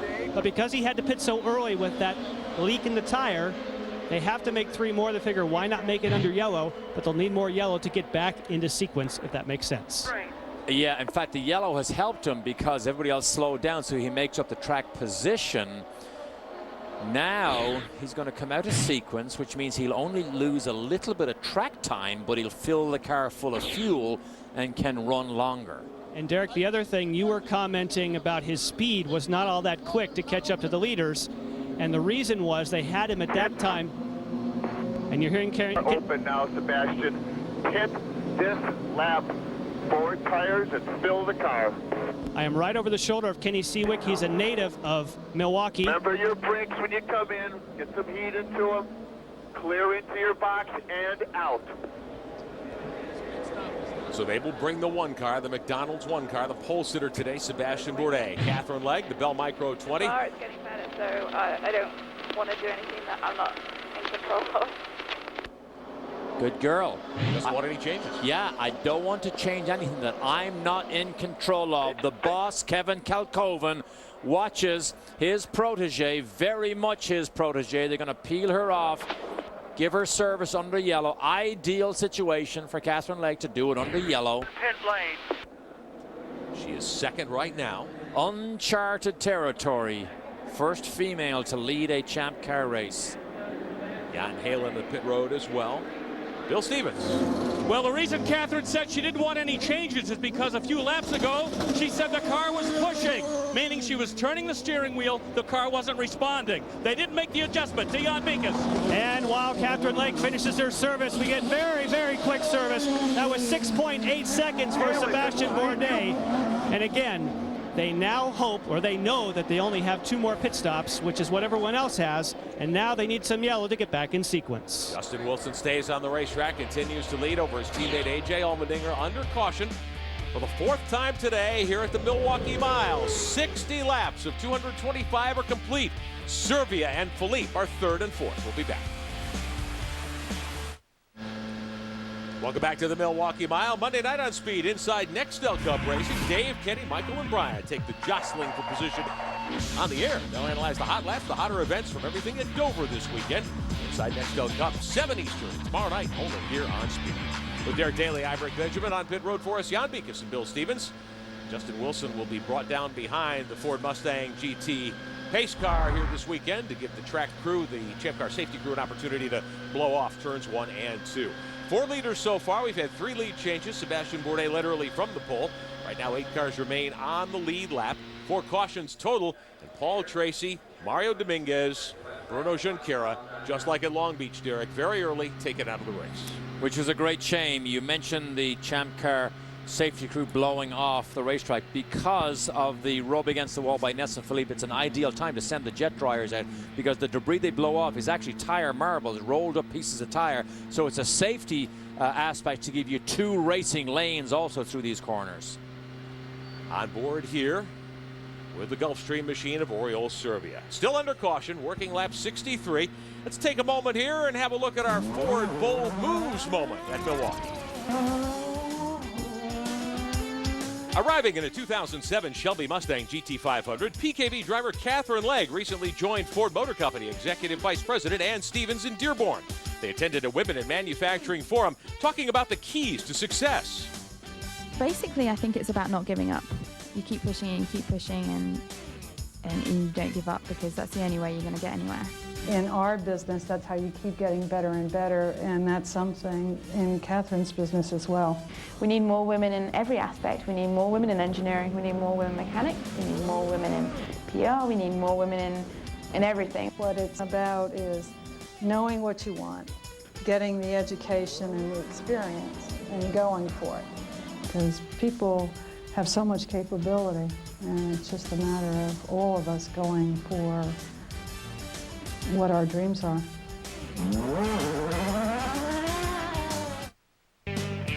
Welcome back. Bridgestone presents the Champ Car World Series, powered by Ford. 4th race of 2006. We're at the Milwaukee Mile. A.J. Allmendinger runs in 2nd spot behind his teammate, leading Justin Wilson. Bill Stevens got to spend some time with A.J. a couple of days ago. Hey, the Champ Car World Series is in Milwaukee, but Milwaukee is a big sports town in all areas. In fact, right now I'm at a Milwaukee Brewers baseball game with A.J. Allmendinger. And you've had a big day. Got interviewed on local radio before the game, and then you got to meet a boyhood idol. Yeah, Robin Yount, you know, even better, big race fan. And, you know, the most exciting part of it was getting my legend Brett Favre jersey from Gilbert Brown and Santana Dotson. You know, huge Packer fan here. Hey, let's get back to the game. I just had one question, though. What time does qualifying start? There is no qualifying here. What do you mean there's no qualifying? I think AJ might miss his turn in the rotation next time around over here at Miller Park, which you can see just behind turn 3 of the Milwaukee Mile. Allmendinger in good shape right now. He'll restart behind his teammate, Justin Wilson. AJ has led some laps, half a dozen of them here today. How about Will Power in that Aussie Vineyards car, Derek Daly? I think Will Power is having a very good day, and I think he will also feel the same way in his first oval. Bill? Derek, you have no idea. If you get a good close look at that car, you'll notice that the right side mirror is gone. Debris from that earlier accident with the 3 cars took it right off of that automobile. And just look at how well he's doing without any vision to the right rear. And Derek, I got to ask you as a driver and as a rookie, that's pretty impressive. It is impressive, but without that right rear view mirror, that is... Wow, I've had that situation, and you feel so vulnerable. Now, luckily, he has the left side. Most of the action will come down on the inside, but boy, he is doing a good job despite having only one good eye. Well, this is a relatively short oval. There's a school of thought in oval track, short track racing that says you don't need any mirrors, like in a sprint car. Just drive that thing as hard as you can into the corner. We will be back for the restart at the Milwaukee Mile. Bridgestone presents the Champ Car World Series powered by Ford. Our coverage today being brought to you by Mobile Clean 5000, seriously tough oil. By CDW, the right technology right away. And by Mazda, always the soul of a sports car. Back in Milwaukee, the restart just happening, and Nelson Philippe side by side with Oriol Servia down the backstretch. This is for third. Servia pulls him by a car length. Brave move here by Nelson Philippe on cold tires to even attempt that move down the inside. Servia holds him off, and just behind him, Catherine Legge is in a dogfight with Sebastian Bourdais. He just passes her. Now he's after Will Power. He got Will Power. Bourdais on that restart has moved to 5th. Remember, he was on the pole, led early, cut a tire, had to pit out of sequence to replace the right rear on the McDonald's number 1, and Bourdais is flying. He's back on sequence now, 2 seconds behind the leaders, approaching Nelson Philippe, who runs 4th. And this now is a straight fight between Sebastian Bourdais, who we know is always fast, and the front runners right now, Wilson and Allmendinger and Servia. Up the backstretch, here comes Bourdais to the inside of Philippe. There's Power. Up ahead, the real action taking place as Bourdais moves by Nelson Philippe and takes over 4th. Now he's got Catherine Legge in his sights. Allmendinger about 1.8 seconds back. Servia 3rd. 4th belongs to Bourdais out of turn 2. Bourdais feels confident. You only make those moves down the inside on an oval track if you have that confident feel in your car. But Wilson beginning to stretch the lead now over his teammate Allmendinger, Servia, and Dennis Bourdais. And Derek, the reason that you see such a racy Sebastian Bourdais, remember, he is on new tires because he pitted. Lots of the other cars that are out there are not on the new Bridgestones. Makes a big difference, and of course he's not saving fuel anymore. He's got all the fuel he wants, so he can really stand on it. On board here with Servia. Bourdais trying to nose inside him in 3 and 4. Derek, he can't do it. Got under his rear wing, got the typical slipstream. Servia did not want to give it up. Stays on the high line, maintains that momentum. Momentum is such a great thing in these long oval track corners. Bourdais now has to size him up again. Size him up, get under his rear wing, get over the surface change here. How can he now make his way past Servia? How can Servia hold him off? Justin Wilson is your leader, 2.8 seconds in front of A.J. Allmendinger. Another 1.5 seconds back is this battle for 3rd. Servia in the PKV car number 6, the red and white machine, the Gulfstream car, leading the series champion Bourdais back there in the McDonald's number 1. And as we watch this fight, these drivers in the 23.3 second range. Wilson is absolutely flying out in the lead in the 22s. He's almost 0.4 of a second faster than these boys here. That is huge on an oval track. Bill? And we'll get back to And Bill the spirits down here in the PKV pit are pretty high right now. They've already seen Catherine Legg lead this race.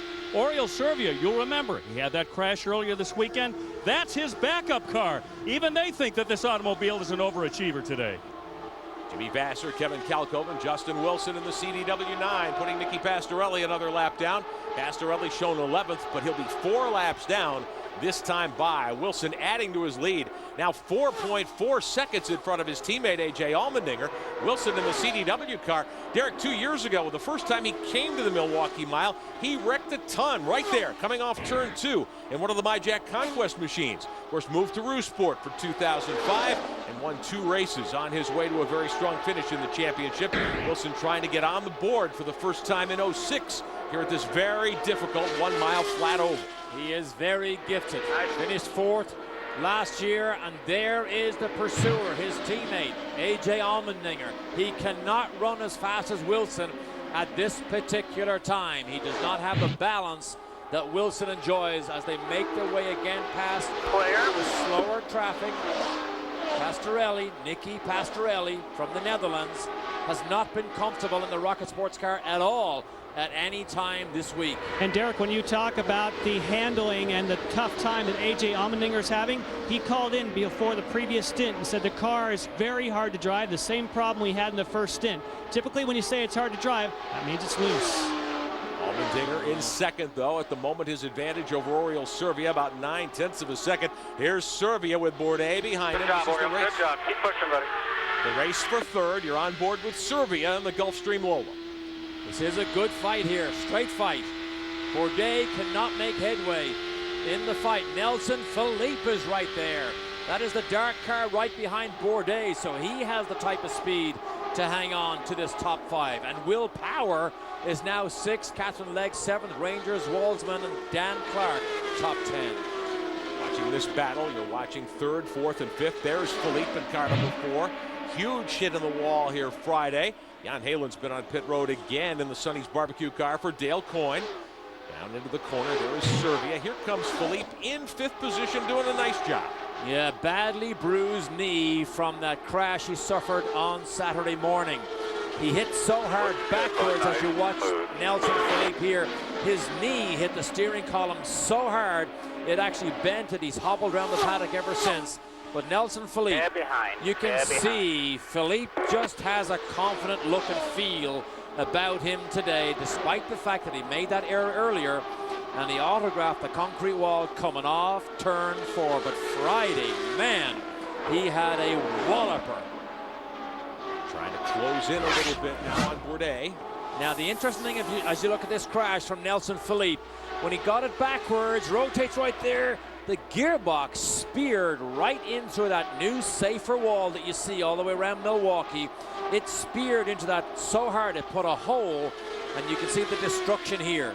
Tess Brelia on the left side there, one of the female mechanics, she's a Canadian girl, worked night and day to put this thing back together. Just delighted to see their charge running 5th and running a very strong 5th. Yeah, he's gotten by Bourdais, I do believe. That is Bourdais back there in the McDonald's car. Let's have a look as they come off the corner. Is that Speedy Dan Clark in the mix? He did get by Bourdais. Philippe got absolutely right. Philippe to 4th. Now let's have a look. Here he comes on Servia, going for 3rd. Nelson Philippe with a great run. 4th at Houston. He's coming up also on Allmendinger. We've got a battle for 2nd, 3rd, and 4th. Servia gets 2nd away from Allmendinger, who is off the pace. Here comes Bourdais. He's going to go back around Nelson Philippe. Philippe backed out of it there and let Bourdais go. So big action here at Milwaukee. What happened there was Nelson Philippe crossed under the rear wing of Allmendinger. Suddenly the turbulent air loses him his grip. We saw it with Catherine Legg earlier on. The best thing to do is just ease out of it slowly. This is a traffic jam, and Allmendinger is hanging on as best he can to the outside line. So now Servia and Bourdais are back in front of this group. Puts Servia in 2nd, Bourdais in 3rd, Philippe in 4th. Allmendinger shuffled all the way back to 5th, the 10 car. Huge push for the 10 car. They need to bring him to pit road as we come up on lap number 90. Now Philippe had gotten by and moved to 3rd. Wow, this is a great run. Off turn 4, down the front straight here. Nelson Philippe got in under him before Bourdais could take that tighter line. A great move by Nelson Philippe. And here's what happened with the traffic jam. Philippe backs off. Then he goes to go by Allmendinger. Now washes out. Look at him go wide, wide, wide. Bourdais is on the outside. Whoa, this is tough stuff here, Bill. What's really impressive about Nelson Philippe's run is this is only his third time here in Milwaukee after that crash earlier this weekend. I spoke to him, and you could tell that his confidence was suffering. Obviously, he's got it back today. Well, he's also got a great race car, Derek. Remember here 2 years ago, Ryan Hunter-Reay drove that car, led every lap under the lights here, set a Champ Car World Series record. The CTE HVM team, they know how to set that race car up for this place. And CTE, Cedric the Entertainer, joined this team earlier this year. He is leading him to potential commercial partners, but they are enjoying what they see here. And Philippe again goes down the inside. Oh, does he make it? He does. Put Philippe up in third. He gets by Bourdais. Boy, you don't see that happen every day. Here comes Bourdais again. Bourdais right back at him into 3. Watch this. Okay, boys, let's make sure we don't get too overconfident here, but Nelson Philippe.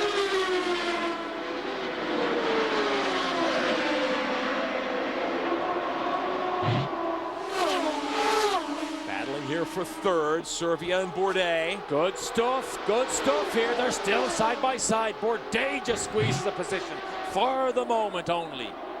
Bourdais and Philippe, though, staging the real battle for third spot. Servia's up in second. Now Bourdais uses the lap car. Nicky Pastorelli as a pick to open up a big advantage on Philippe. But that shows you how good Philippe is getting, Derek, at age 19. Fourth at Houston, his best career finish a couple of weeks ago. Wrecked on lap 1 at Monterey. Never saw the checkered flag there, trying to bounce back here. This is a great race for second, third, and fourth. And he is racing with the best of the best here. Bourdais is as good as you get. Servia, we know how good he is also. Bourdais now closes back in on Servia again. They try to squeeze it down the inside, right here. Can he make it? Inside. Oh, Servia rides around the outside. Still there. Inside. Clear. Bourdais' car just isn't working well up in 3 and 4. Here he comes again down the front stretch. Inside. Still there. Inside. For second spot at Milwaukee. Still there. And Rick, the McDonald's team begs to differ. I just spoke with them, and they think their car's fine. They just said that Nelson Philippe is on fire, and they're happy with the balance of the car. I think Sebastian's being a little conservative. Bourdais to second spot. You're on board with Servia now. He had to back out of it. Here comes Philippe trying to get by. I think Servia may be holding Philippe up here a little, Derek. Nelson Philippe just needs to gather his wits about him here. Just be patient. He has a very good racing car. Just use it wisely. Let this race unfold a little bit. Don't force the issue. Even though you're 19 years old, Nelson Philippe having by far his best oval track race here. Down the back straightaway, Bourdais second. This is for third. Servia and Philippe. Your leader is Justin Wilson. He'll put 100 laps on the board next time by here at Milwaukee. 125 to go. Wilson downshifting for pit road, perhaps, Jan? Yes, they have set up for him for a green flag AJ's stop. box is wide open. AJ's box is wide open. Really work on your marks here. It's going to be a full fill. They're going to walk him all the way in. Remember, vibration, I must say. talking. Maybe pickup. You're going to need some good outlaps on fresh tires. Okay, when he talks, oh, he slid a little bit too far. That'll slow down the pit stop somewhat. When he talks about vibration and the answer was pickup, that means he picked up some rubber on the racetrack. Obviously, a cure to vibration is put 4 Bridgestones on the car. A little bit slower than he would like. Good outlaps here. Steve Bass is on a different strategy from us, so he's going to end up cycling through in front for a bit. Well, that's true unless there's a caution. But that was about 12-second stop. And they have really been strong on pit road. Now that hands the lead to Sebastian Bourdais and moves Servia here in the Gulfstream car into second. Here comes Will Power to pit road. He was running up in the 5th spot now for the Aussie team, Aussie Vineyards team, the Derek Walker's crew. And the 5-car bunch going to work, putting 4 new Bridgestone Potenzas on that car. Get ready. Hold it. Go. Clear behind, all clear behind, go clear. Power down and away. They fueled that car. Nelson Philippe has had service. Here comes Allmendinger. He was second. He's backed up. Jan Beekes. And we'll see if this time they can change. He also slides a little bit past the box. This is a case if you change the tire pressures, 1 pound of tire pressure is equal to 50 pounds on the spring. Clear, wide open. So although you didn't see any obvious changes, you can make some big changes by tire pressure, and hopefully they can tighten up the car for AJ. This lap, this lap. Sebastian Bourdais out in front, this wave of pit stops. Remember, he's on a different pit stop schedule now. Needs the same number of stops, but does not have to stop at the same time. He stopped early with that cut right rear tire. Oriol Serbia to pit road. Nice and easy. Hold your brakes. Serbia's in the pits. Watch Phil Davis, the left front tire changer, go to work. They're going to put a little bit more grind into the front wing to give them a little bit more downforce over those front wheels. Otherwise, no other changes. Whoa. Down to a little wing adjustment. Derek can fix a lot here. Yeah, that is definitely hair him, scare him time as he takes a tear off from his helmet, gives him a nice clear visor to look through, but so much happens in these pit stops with all these guys over the wall making these finite adjustments. And as Bourdais leads here, the opportunity he has now is the potential for a yellow while everybody else has made a green pit stop, and he could potentially take advantage of a yellow now. Remember, Jan Beekes told us earlier, if you pit here under green, you'll lose 2 laps. Now, everybody has to stop the same number of times, so it should all work out. If you get caught out during a caution, it can be devastating. We thought that might have happened to Bourdais. Chasing Bourdais, 15 seconds behind, is Catherine Legg in the PKV Bell Micro number 20. She's more than half a track behind right now. But earlier today, Catherine led laps under green. She becomes the first woman in Champ Car World Series history to lead a lap in competition. She led 12 laps here today. Previously, Desiree Wilson, Janet Guthrie, Lynn St. James, and Arlene Hiss had run in this series. None had ever led a lap until today. Catherine Legg, 3 times a winner last year in the Champ Car Atlantic Series, makes history here at the Milwaukee Mile. Derek, this is a place where I thought certainly...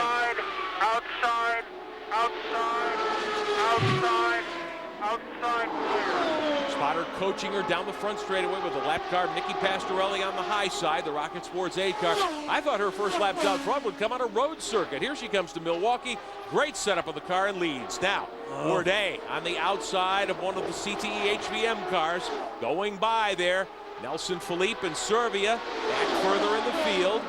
Wow, they're still at it. Right after the pit stop, Philippe and Serbia still going at it here.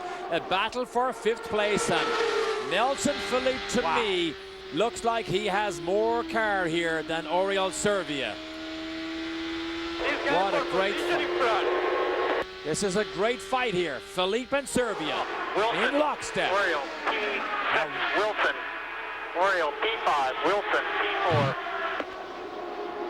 In front of these two, Andrew Ranger has brought the MyJack Conquest Tide 27 car to 3rd. Ranger's a lap down, just 2 cars on the lead lap right now. Bourdais maybe about to lap Catherine Legg and put her lap down. He would be all alone on the lead lap, Derek, after the trouble he had earlier. This is a great race, though. This is the battle here between Philippe and Serbia for 5th. But remember, he's out of sequence, so he is going to have to peel off pretty soon. Here comes Philippe. Down the front straight. Oriol's on the inside. On the inside. Lap traffic? No, that's all. They get together. Clear. Nearly a disaster out of turn 2. It looked like Philippe got a wheel up into the side pod of Serbia. We got the blue flag coming. Philippe for position. Serbia did not give up. Philippe poked his nose down the inside. Man, that was now white knuckle stuff right there. Here's Philippe down the inside. Thinks he hasn't made. Serbia hangs on. Oh! Actually, it would have been a brush on the front wheels, and they just missed. It sure looked like they got together. Here we are again, 5th still in play. Serbia, the red and white 6 car. The Gulfstream Lola from the PKV team. Nelson Philippe, the Burden and Bear CTE HVM car. Car number 4 right behind him in 6th. A.J. Allmendinger back there in 7th. These cars are 2 laps down to Bourdais, who is all alone on the lead lap, Derek. We are past halfway, 111 laps to go today here at Milwaukee. As we check in with some of the other cars further back in the field. Charles Wolzman back there. Here comes Bourdais to put him another lap down. Wolzman 9th. He's about to go 5 laps down to the leader in the MyJack Conquest 34. the McDonald's #1. Sebastian Bourdais going for 4 in a row to open up the season here at the Milwaukee Mile. 110 trips to go. Legg is second, Ranger is third. We'll be back on Speed. Coming up on 100 laps to go at the Milwaukee Mile as Bridgestone presents the Champ Car World Series, powered by Ford with Derek Daly. I'm Rick Benjamin. Your chance now to enter the Champ Car Live Fast Sweepstakes presented by Bridgestone. Win a trip to the Grand Prix of Portland, plus a set of Bridgestone Potenza pole position tires, or an Auto Week subscription. One grand prize winner gets a new Ford Mustang GT. Joins us in Mexico City for the season finale. Our code word this week, call. The official rules and an entry at champcar.ws. The Champ Car Live Fast Sweepstakes presented by Bridgestone. Nelson Philippe has dispatched Oriol Servia, Derek. I think Servia might have been holding him up. So put Philippe up into 5th. Justin Wilson now is ahead of him in 4th. Ranger is 3rd. Legg is 2nd. As he's in heavy traffic again here with his teammate Dan Clark. Clark lapping by Pastorelli. That is for 10th and 11th. And Philippe gets by in that 4 car. So Philippe remains in 5th position. Typical short 1 mile oval type of action. Traffic jams. And at the speed these cars go, you daren't back out of the power. You lose so much momentum. So Nelson Philippe, as you see him right here, he is brim full of confidence. Allmendinger, meantime, moving by Servia, Derek. He's back up to 6th there in the Roost Sport #10, the yellow and white car. Isn't it amazing? So Servia had good handling. Now it drops off a little bit. We saw AJ Allmendinger get in difficulty at the end of the run the last time. Now he's back on song again as we go on board with Oriol Servia coming down the front straight here, trying to get by Dan Clark. Dan Clark, teammate of Philippe. And forgive me, it was a pass actually made on Catherine Legg, who remains in 2nd spot. Now that was an exchange between a car 2 laps down, Servia, and Legg 1 lap down. And here comes Servia back by Philippe for 5th. Or was that Dan Clark that he just went by? It was Dan Clark. Yes, Dan Clark it was. on the 14. Almost identical cars, helmet color scheme. Is the only thing you can tell a difference. On board with Servia here. Look at the brake disc, the left rear brake disc, or the not the disc, the air duct is coming loose on Servia's car. Your leader is Sebastian Bourdais. 2 laps to the good now over Catherine Legg. He's running laps a second quicker than Legg, Jan Beekers. Yes, and remember that when he pits, he will most likely retain the lead. Guys, Bill in the car, right on the mark, Seb. But he will probably be then on the same lap, same sequence. Obviously, things going great for Sebastian Bourdais. His teammate, by the way, Bruno Junqueira, was checked out okay.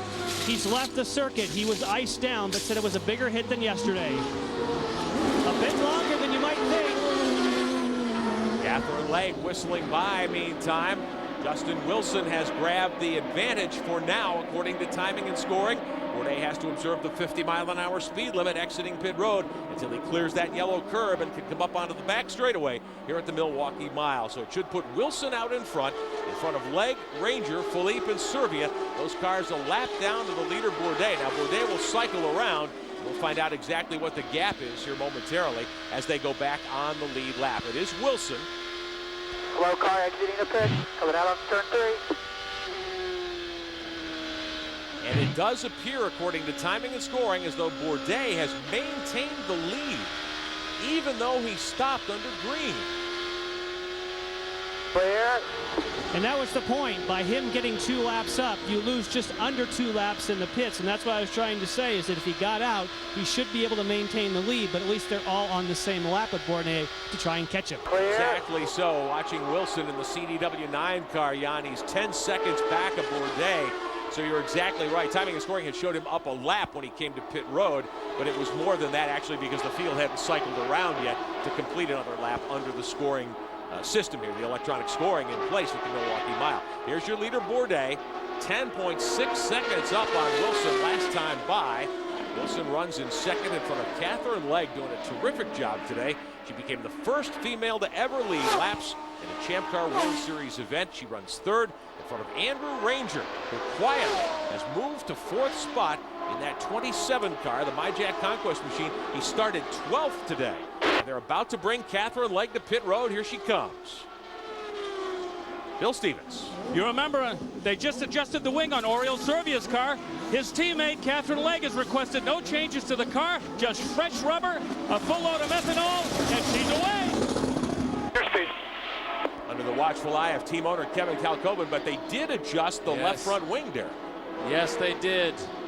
I don't know whether they decided for her we need to make a change. Usually the driver does have the last comment or the last word. They definitely made a wing adjustment for Catherine Legg. You just saw that over the watchful eye of Kevin Kalkoven, one of the busiest men in all of motorsports. So Bourdais, Wilson, all the significant front runners have to do the same number of pit stops from here on in. So it is still a fight of outright speed. And can Justin Wilson, who looks as strong as Bourdais out there, can he make up the gap and can he begin to challenge? Well, the question coming in here this weekend was, could Bourdais figure this place out? We showed you earlier how he had struggled. Hit the wall here 2 years ago. Struggled here in 03. Last season ran 6th. Was never really competitive. Didn't qualify well. The Newman Haas team came here. They put this car on the pole. The McDonald's machine out qualifying the field. Bourdais' 3rd Bridgestone Pole Award of 2006. Got to the drop of the green, took off like a shot, led laps early, then had that cut tire on lap number 20. And that put him behind, but he has battled back, and he is now 12.5 seconds ahead of the CDW9 car of Justin Wilson. Tonight, NASCAR Victory Lane takes center stage on Speed. Pop the cork with John, Jimmy, and Kenny. Today's event from Dover, of course, all the highlights. Tonight, the winner will be out of his car and on set for a post-race chat on NASCAR Victory Lane. 8 Eastern tonight only here on Speed. From the Milwaukee Mile, I'm Rick Benjamin. Derek Daly alongside Jan Beekes, Bill Stevens on pit road. 4th race of 2006. Boy, it has been a year to remember so far for Sebastian Bourdais. You have to go all the way back to the 60s and A.J. Foyt to find a driver who opened up the season with a win streak like this one if Bourdais can close the deal here today with 88 miles to go. Let's take a look now. Our Mazda Power Play will show you halfway home here at the Milwaukee Mile. Green flag in the air for J.D. Wilbur, and that's Bourdais charging to the lead in front of A.J. Allmendinger in the early going. Action on lap number 3. Big wreck here. Mario Dominguez slipped up the racetrack, touched Bruno Junqueira. Paul Tracy just got clipped. It turned him into the wall. All 3 cars, their day was done. Bruno's 2nd hard wreck of the weekend. Fortunately, they've iced down his injured spine from a year ago. He is okay. He's already left the speedway. 20 laps in, Bourdais had to give up the lead. An unscheduled stop. He had cut the right rear tire on the McDonald's car. They had to bring him in for a 4-tire change. They gave him some fuel. He is on a different pit stop sequence now from the rest of the leaders. And put A.J. Allmendinger on point here for the first time this afternoon. Allmendinger led several laps. Now, down in turn 3 again, Dan Clark behind this pack of traffic. He had the rear end get away from him. He kept the Burton the Bear 14 car off the wall and was able to keep it going, keep it safe. He was able to return. Justin Wilson and A.J. Allmendinger, the Rousport team, pitting together. But as we have seen several times this season, the CDW team servicing Wilson's car a bit quicker than the Rousport squad seems to be able to do for Allmendinger. Wilson took the lead on pit road from Allmendinger. Now on the restart here, Catherine Legg had the point. She stayed on the racetrack. Bourdais unlapped himself at that point, diving to the bottom into turn 1. Bourdais had to work to get back to the lead. Quite a battle here. Justin Wilson and Catherine Legg. This was for the lead. Legg got caught on the lap traffic on the high side. Wilson able to duck low on the front straightaway and take over the point. How about that? Nelson Philippe loose off turn 2, tagged the wall with the right rear corner of the Burton the Bear CTE HVM car. He was okay. Bourdais here working, trying to move up around Catherine Legg, and willpower here as his charge back to the front has paid off. He's back out in front on lap 142. He moves by Philippe here. This put him up into 4th at the time. And then splits the difference inside. Allmendinger going into 3. As a great move here, they had a battle between Oriol Servia, Allmendinger, and Philippe. And then we saw Bourdais move by Oriol Servia here in the Bell Micro, the Gulfstream car number 6. Wilson would stop again. They would put fuel in the 9 car and put 4 new Bridgestone Potenza Blacks on the car. When Wilson came to pit road, that vaulted Bourdais to the lead for the 2nd time today. And he continues to run out in front despite the fact that at one point he was 2 laps down. That is a fast race car. Bourdais running a 23:15, Derek. That's about 2/10 quicker than Justin Wilson ran just this last lap. Sebastian Bourdais, long chat to him yesterday, and I mentioned this at Long Beach. There is still a sense of frustration with this Frenchman that he has dominated Champ Car racing over here. He has done everything a driver could possibly do, and yet nobody from Formula One even recognizes his great talent. Well, we certainly do. Obviously one of the great drivers in the world today. Beautiful scenes around Milwaukee with the Milwaukee Mile. For the Time Warner Cable Roadrunner 225, Bourdais is out in front with Wilson. Legg back in 7th right now, in front of Granger, Zwolsman, and Clark. Back in 1963, first time an all rear-engine front row here, the great Jimmy Clark and the equally great Dan Gurney. We'll be back. Welcome back to the Milwaukee Mile. Bridgestone presents the Champ Car World Series, powered by Ford. Under caution for the 5th time today. Debris spotted on the back straightaway here at the Milwaukee Mile. Coming up tonight at 9. Join Dave Despain for Wind Tunnel. Get fired up. Phil Dave's voicemail. The number is 866-W-TUNNEL all weekend long.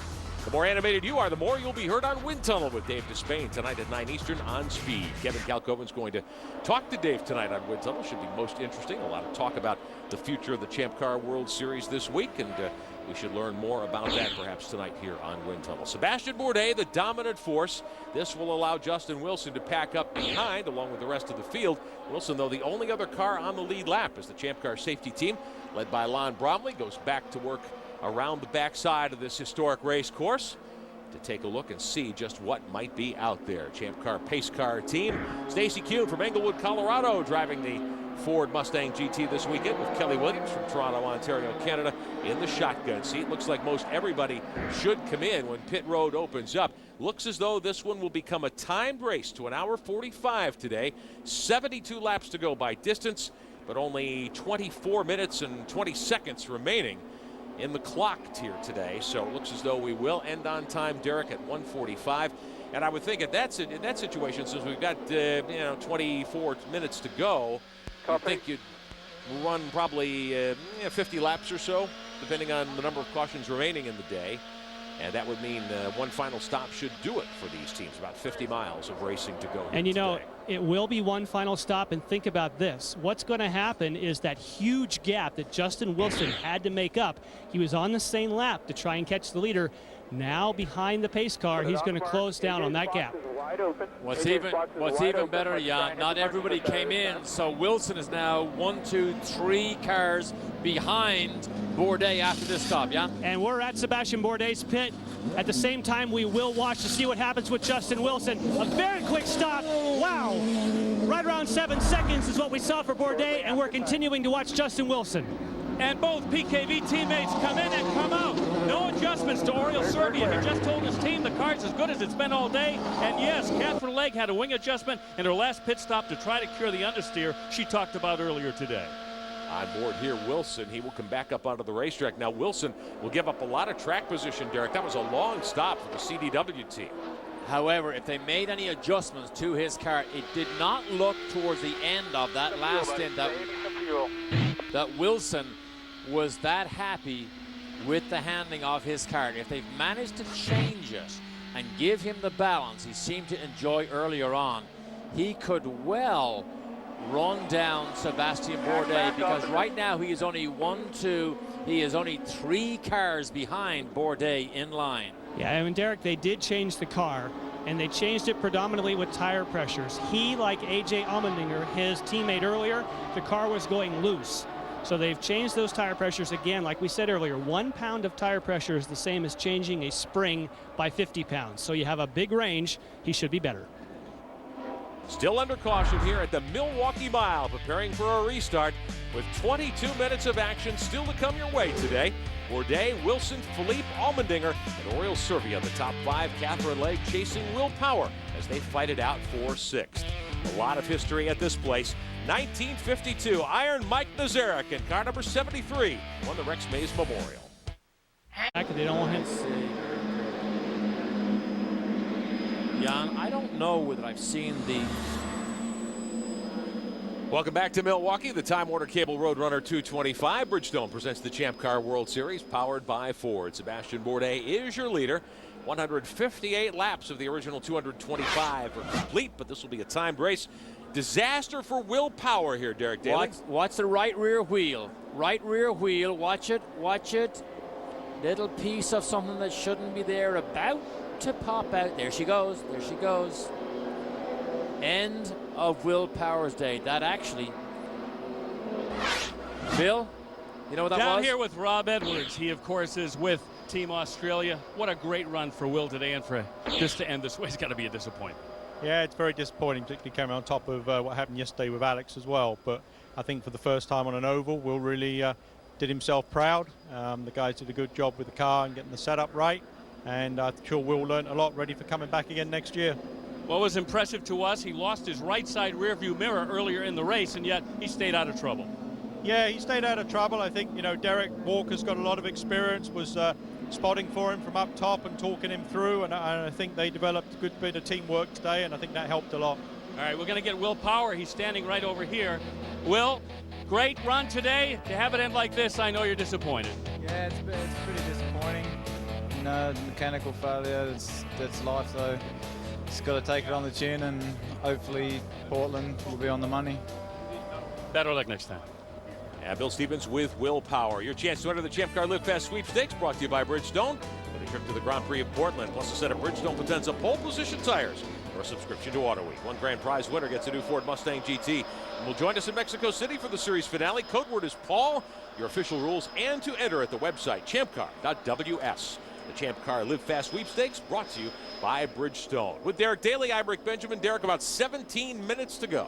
Just so as everybody knows, it was a CV joint that broke on Will Power's car. So although it looked like a wheel nut, it was actually the insides and the ball bearings of the CV joint on the end of the drive shaft. He drove around. The reason he could drive around, of course, is they have a spool or a solid rear axle. So one wheel that's driving on the back allowed Will Power to drive all the way back. The Aussie Vineyards guys had a good weekend, despite the fact that they lost a car yesterday. Bill Stevens, does Will Power have anything else to say about his day down there? What do you think?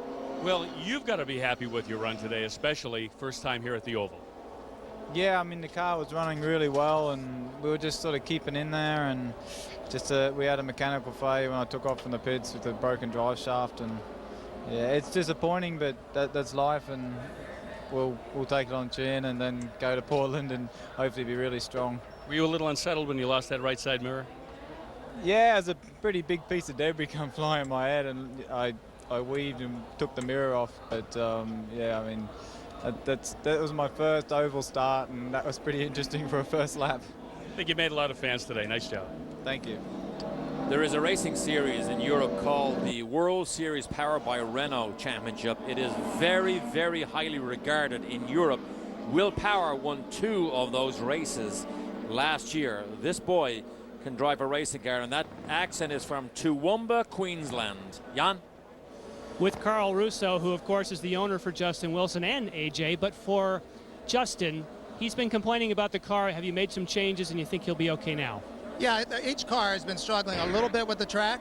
We don't seem to have the car speed, the outright car speed that Sebastian has, but we've got 2 good race cars. We made a small adjustment on the last pit stop. We think we're good to go. Justin and Sebastian are the 2 guys up front. They're both on the lead lap, and hopefully we can bring CDW to the front. Is it a case where some tire pressure change or a little bit of wing is going to be enough to catch Sebastian, or now you're just thinking you just got to keep him in touch? If I knew anything about racing, I'd be able to answer your question, but I think we have enough. Do we think we can go racing? I don't know if we have enough for him or not, but we're going to go find out right now. While we're talking about AJ, did he have a similar type problem with the car being loose? Yeah, the car went loose, as you noted early on. About halfway through the race, went big time loose, and he basically did what he had to do, which is drive it out, and now he's in a position to get up to the podium as well. All right, well, I know that you said if you knew something about racing, but I know you know lots about racing. You got to be very pleased with the step forward your team has made this year. I think the team's done a fantastic job. I mean, obviously Newman Haas has been the class of the field. We've got a lot of work to do, but it's a set of folks that just simply don't give up. We're going to go to the front and keep racing, and put ourselves in a position to win, and hopefully we'll win some of these. And what's it going to take? I mean, I know you've done everything, but to take the next step, to catch Bourdais, but then to pass him, what do you think as an organization it's going to take? I'm kissing Paul Newman on the lips. That's what I'm going to do. Wow. All right, I'll leave it at that. Thank you, Carl. Let me tell you, it'll take more than that. Some guys will try anything to get to victory lane in one of these races. Getting set for a restart at the Milwaukee Mile. J.D. Wilbur will look at him over from the flag stand. It will not be this time by as the Ford Mustang GT pace car stays on the speedway. Sebastian Bourdais, Justin Wilson, Nelson Felipe, A.J. Allmendinger. Has he just been, has he just been asked for a date here? I don't know if he understands that or not. Bill Stevens. Back down here with Jimmy Vasser at PKV. Jimmy, it's going to be exciting. We're getting into the latter stages of the race. Both your drivers showing very well.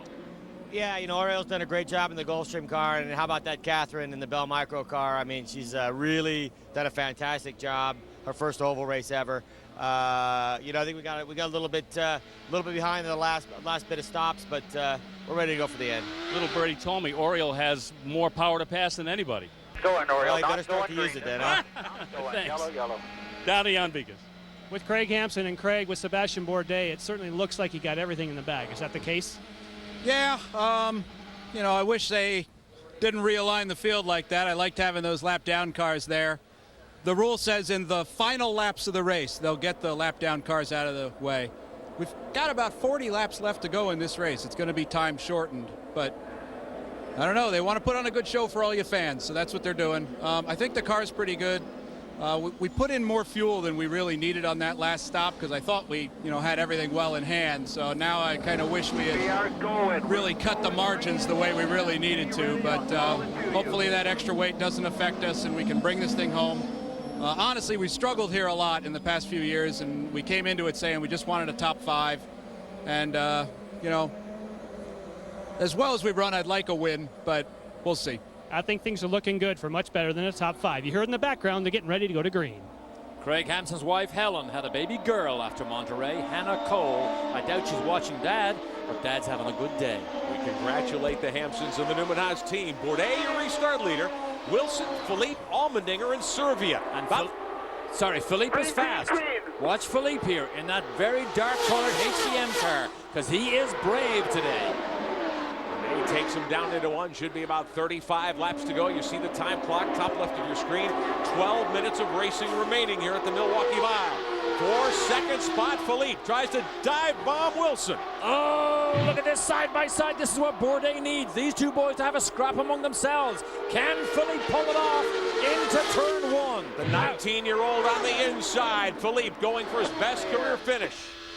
It would be his first time on a Champ Car podium if he can hang on and grab a top 3 here. Allmendinger right behind him, but I don't think Philippe is finished here. I think Philippe will probably have more of a challenge. Remember earlier when he battled Servia for 30 laps, it looked as though Servia was holding him up. That was the case. Derek, what does he need to do differently to make the pass and make it stick here? The difficulty on an oval track, if you try to make the pass and you don't pull it off, suddenly you lose 10 or 15 car lengths. So the next time, line him up and try and make it stick all the way through. He's quicker into turn 3 than Wilson, but Wilson is very good exiting turn 1 and off turn 2. Bourdais has built the lead to 1.8 seconds as we work on the clock. 11 minutes of racing remaining. Should be about 30 laps here at the Milwaukee Mile. You lose momentum. Now the Cosworth power to pass. We haven't talked much about that. Here's another look. Turn 3, Philippe down the inside. Try to make it stick in the brake zone. Oh, he pushes more and more, but he's not quite alongside Justin Wilson here. They come out on the front straight, and Wilson just about keeps the outside line. That was the key move right there. 170 laps on the board for race leader Sebastian Bourdais this time by. This is the gap between second and third, Bill Stevens. Guys, we've already used a number of superlatives to describe how Nelson Felipe has done today, but just a quick reminder, this kid is injured, although he has not mentioned his pain all day long to his team, and that is his backup car. And look at the run that he's making. Terrific run for Nelson Felipe and his team. Now remember, he qualified but 9th there after wrecking his primary car earlier in the weekend, and he has come to 3rd. 4th at Houston in the month of May. Smooth here, big guy, nice and smooth. His best career run inside 10 minutes to go. We're showing you Cosworth power to pass numbers top of your screen. Bill alluded to the fact that Oriol Servia had 40 seconds to go in his power to pass. Derek, it's back to 750 base horsepower. You go to 800 when you hit the button here. And you need every bit of that on an oval track, but you heard them say earlier on, settle down, take it easy. They really need Nelson Felipe to bring this home. That might have been the big challenge that we just saw unleashed against Justin Wilson, because I don't see Nelson able to hang on to the back of him to potentially challenge like we saw just 2 or 3 laps earlier. Top 3 have stabilized. Allmendinger is 4th in front of Serbia. Catherine Lake runs 5th here in the Time Warner Cable Roadrunner 225 as the clock winds down. Plenty of history, more than 100 years worth here. In August of 1959, the great late Johnny Thompson won the Rex Mays Memorial in car number 3.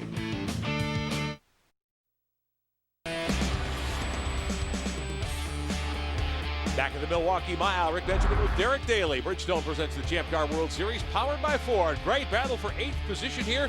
Charles Wolfsman, the MyJack Conquest 34. That's the red and white car, trying to hold off Dan Clark in car number 14, the second of the CTE HVM cars. Now, these drivers are 5 laps behind Bourdais right now, but they've been waging quite a war, Derek, and they're running almost identical lap times. Speedy Dan, he's from Maidenhead in England. One of these rookies that comes here. He's only 21, can't even rent a car. So the team have to go pick these boys up all the time. They are in their own private battle here. Whistling down into turn 1 as we watch that fight for 8th. In front of them, Andrew Ranger and Catherine Legg. They've been waging a fight for 6th. They are both 2 laps down to the leaders. Legg making history here today. First time ever that a woman driver has led an event of the Champ Car World Series. History dating back, as you know, back into the 1930s. And it has been a great day for Catherine Legg. And here comes Dan Clark now, trying to reel in Wolfsman. We should be about 18 laps from the conclusion here. We expect to make about 200 of the 225 scheduled laps. 6 cautions on the day. A couple of big accidents early as this fight has unfolded. Bill Stevens. Hey, we've been impressed with some youngsters today, and Dan Clark certainly falls into that category. I just spoke to Keith Wiggins with CTE, and he said the plan today for Dan was to run a conservative race, especially with all the misfortune he's had so far this year, just to learn the ropes of an oval, and so far they're very proud of what he's done. Sebastian Bourdais, the race leader there in the McDonald's #1, trying to thread his way through the slower traffic. That's Nicky Pastorelli and the Rocket Sports Bavaria car in the middle, holding his line. There's Clark on the bottom. And see what happened there? What happened to Bourdais is exactly what we saw happen to Catherine Legg earlier. He already had the pass made on Dan Clark, but he had to go high, runs out of grip, backs off, the car inside takes the position back. We just saw Bourdais have the same fate and happily didn't hit anything. Again, watch it. Coming off for Bourdais on the outside left side of your screen, realizes out of grip. Dan on the right side of your screen, the dark car takes back the position, and then he gives it back to Bourdais again. Now, 2 years ago, under the lights here, that's exactly where Bourdais hit the wall. I'll bet you 2 years ago, Derek, it would have happened to him again. But he now knows where the ragged edge is here at the Milwaukee Mile. Bourdais continues to knock him off. About 15 laps to go. 4 minutes and a quarter remaining under the time clock here today. Oriol Servia in the Gulfstream car for the PKV team. Have a look off the back of that wing, Derek. You're looking at these rear tires. What do you think? Do you have a problem there? Well, it's the brake disc. Watch the right side of your screen, which is a left rear. That brake disc on Servia's car has been loose now for probably the last 25 laps. Doesn't seem to have got any worse. But as soon as he gets off the power, see the way it waves and waggles the duct here? work, right? Brake ducting, yeah. Ducts the air into the brake disc just to cool it down. They do use the brakes here. Not a lot. And incidentally, you'll notice, for those of you who are technically minded, this is a completely different brake duct setup than we see on board Justin Wilson's car. They have a much smaller brake duct. Bill? And Derek, you're exactly right. I spoke to the team of Oriol Servia about that problem in the back of the car, and Oriol told them that it has been not a problem. The car is extremely well balanced, and they did not want to risk losing track position to try to figure it out. Servia runs 5th. He's a lap down to the leaders, but a good run today for the PKV Gulfstream car number 6, Oriol Servia, who finished 2nd here a year ago, driving in relief of the then-injured Bruno Junqueira. Now the CTE HVM cars down the front straightaway. As they move into the corner, Justin Wilson, your second-place driver in the CDW car. He's got Philippe right there with him. Did Philippe tap the wall again as they came out of turn? Man, I don't think he tapped the wall, but the car certainly jumped out from under him. That must have given him a scare. He tried to take advantage of traffic with his teammate. Good job, buddy. You each got 1 push to pass left. Wow. Leap down to one burst. He's got 3 seconds on the clock, but you get the full allotment when you hit it that last time. Wilson with the same situation now. Bourdais 4 seconds in the lead. These two cars battling for second down to the wire. Seconds ticking away. 2:15 to go in the race here at the Milwaukee Mile, and that should get us to about lap 200. Wow, Nelson Philippe must have his heart in his mouth, or maybe he's so confident right now that he just doesn't worry about the piece of road he's on. But have a look. This is Nelson Philippe. He's right behind Wilson. Oh, see that? You don't often get away with moments like that coming off turn 2. That's where he hit the wall earlier. You can still see the scuff mark there from the previous time when he white-walled that right rear. Nelson Philippe is absolutely on the limit of this car. He is in a podium position, first time ever. Wilson is chasing Bourdais, and Nelson Philippe is chasing Justin Wilson. Philippe is now about 1.5 seconds behind Wilson. He got oh so close. Had to back out of it after getting up in the marbles there and getting loose. As we complete lap number 193 here today in the Time Warner Cable Roadrunner 225. That's what happens when you get a fright. Yeah. You lose 1.5 seconds.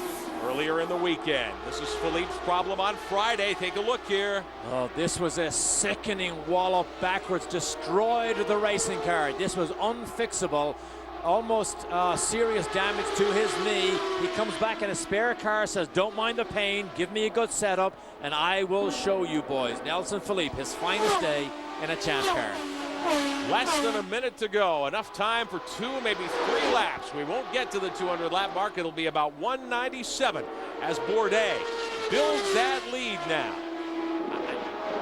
I know it was amusing at the time. It mightn't be that amusing now, but 2 years ago when Nelson Philippe was here, he was 17.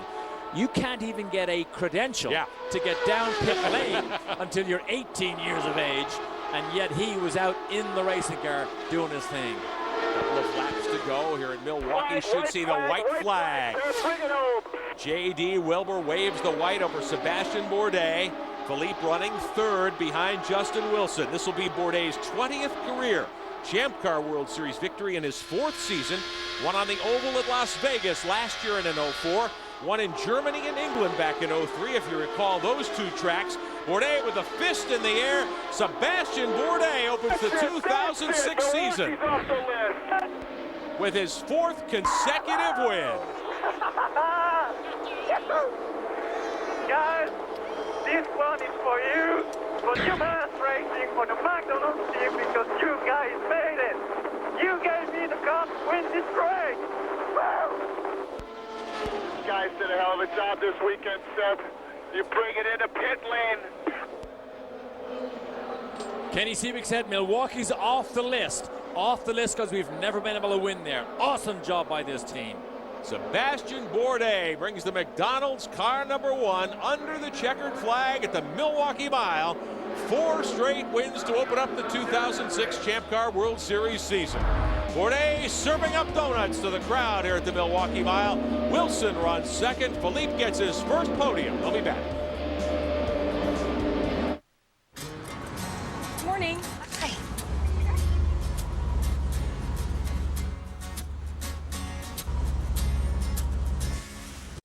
Bridgestone presents the Champ Car World Series, powered by Ford.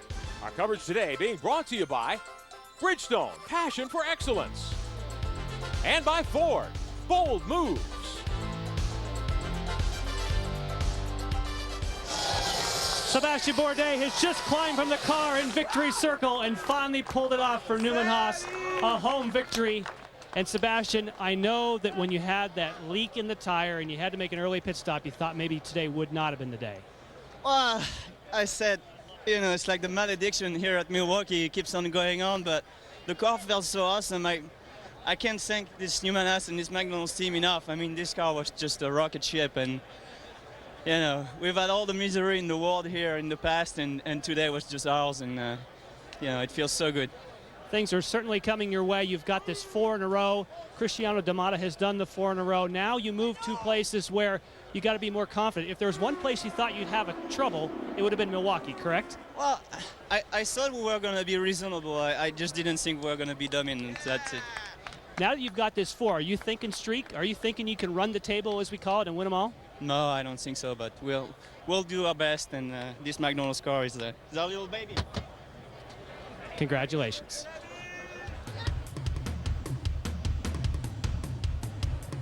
As we take a look at our top 10, Justin Wilson runs second again here in Milwaukee. Nelson Philippe's best career run, first career podium at age 19 for the CTHVM team. AJ Allmendinger has to settle for fourth in front of Oriel Servia. How about Catherine Legg in sixth? Best ever finish for a female in a Champ Car event. There are some disappointed people on that list there, but some great storylines. Bill?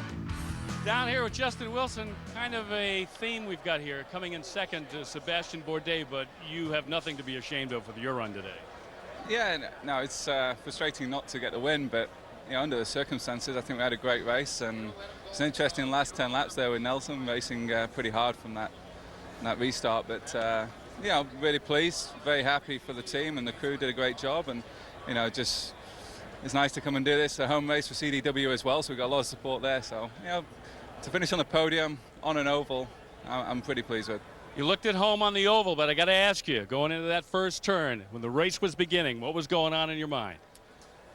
Just trying to get through there nice and clean, and once we turned in, Bruno came down from the wall and lifted early, so I just kept my foot in, and the car stuck and went right around the outside, and I think that was the key today. So I'm not sure what happened into turns 3 and 4 after that, but all I know is I was ahead of it.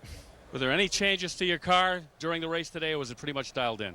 It was, the first stint was fantastic. The car was working really well. And then that second stint, after the first pit stop, something wasn't quite right. We're oversteering everywhere, and it was quite a difficult time. It was a little bit better on that last one, but everyone's got clear track and going for it then. So congratulations. Thanks very much. Let's go to Jan. And with a man who for the first time hits the podium, Nelson Philippe, and as excitement over our shoulder with Sebastian Bourdais winning for Newman Haas, probably equal excitement for you for hitting the podium after a wild race. Probably more excitement, I should say. It's been a long time coming. If you asked anybody 2 years ago at this race if they thought I would ever be here, they would have said no, and kept working at it, put my heart into it, and I'm just ecstatic to be here today. Now you're playing hurt. How much did it hurt? Your neck this morning said was worse than yesterday. Yeah, actually, I had a big wreck on Friday, so definitely it was hurting a little bit. But right now, I don't even think of my neck. I can't even think of my leg anymore. But all I have to say is that my team did a tremendous job. It's without them I couldn't be here, and my engineer Will Phillips gave me a wonderful car, and this is for these guys because they helped me. You had a couple big-time moments there. One where you brushed the wall. Another time, just when Justin Wilson went by, the car whipped sideways. What were you thinking at that point? Well, I was thinking, in Houston, I thought that maybe I could have gone Dominguez, on the last one-lap restart, and I kicked myself in the butt for that, and I said, I'm going to try it no matter what. And yeah, I had a little moment, scared me a little bit, but kept it on the road and drove it home to a safe third, so couldn't be happier. Congratulations. Yeah. Nelson Philippe, what a great story and a great run for he and for that team, the CTHVM team. Now here's the championship situation, Derek. Bourdais extends the lead over Wilson. I don't know how people are going to stop Bourdais, because not only is he fast, that team makes very few mistakes, and when they do get issues like they did today, they make the strategic call that again puts him in position to win these events. Great battle for third in the championship. Dominguez leading Ranger by 1, Allmendinger by 7. Philippe and Tracy and D'Amata all very close, all well. Will Power currently 9th in the standings, and Catherine Legg in 10th in the championship. Alex Tagliani unable to start. He'll get 17th place points here today, which shifts Tag deep in the championship, deeper in the championship. He and Paul Tracy with problems. You mentioned Catherine Legg. When she led convincingly, there was a confident look to Catherine. There was a line she took that showed that she was pretty much in command. Yeah, great race setup for that team too. Jan Beekes. And Derek Daly just said, Catherine, that you took some lines out there that showed that you were in command. Did you feel like you're in command at points today? Hell no. The car started off really good at the beginning of the race, and I think we were legitimately up there and we were fighting, and the car felt great. And yeah, I could put the car where I wanted it to go, and we were just getting happy with running in traffic, and then everything sort of started going wrong and started big understeer, so we hung on to it. The team did a fantastic job at just kind of keeping me out there and keeping me going and keeping me motivated, because you feel like you're an accident waiting to happen when there's something wrong. And most of my lines actually were probably a little bit different because I had such a big understeer that I had to go in really narrow just to be able to get around the corner without having to cross my arms. Well, congratulations and thank you. It must have been a thrill. Quickly, what did it feel like to lead? Oh, yeah, it was good, but that's just part of my job, right? That's what it should be like every time. All right, thank you. Best ever finish by a female driver in this series. Our Roche France Rookie of the Year standings, Will Power is the leader, but leg just a point behind Palin, Dan Clark, Charles Wolfsman, Nikki Pastorelli in that order. A reminder, we're back in 2 weeks, June 18th, Father's Day. Round 5 of Bridgestone presents the Champ Car World Series powered by Ford. We'll be at the Champ Car Grand Prix of Portland from Portland International Raceway. And if you missed today's Time Warner Cable 225 or you'd like to see it again, our Champ Car Re-Rack Wednesday at noon Eastern this week on Speed. Next, the Toyota Pro Celebrity Race. For Derek Daly, Jan Beekes, and Bill Stevens, I'm Rick Benjamin congratulating Sebastian Bourdais.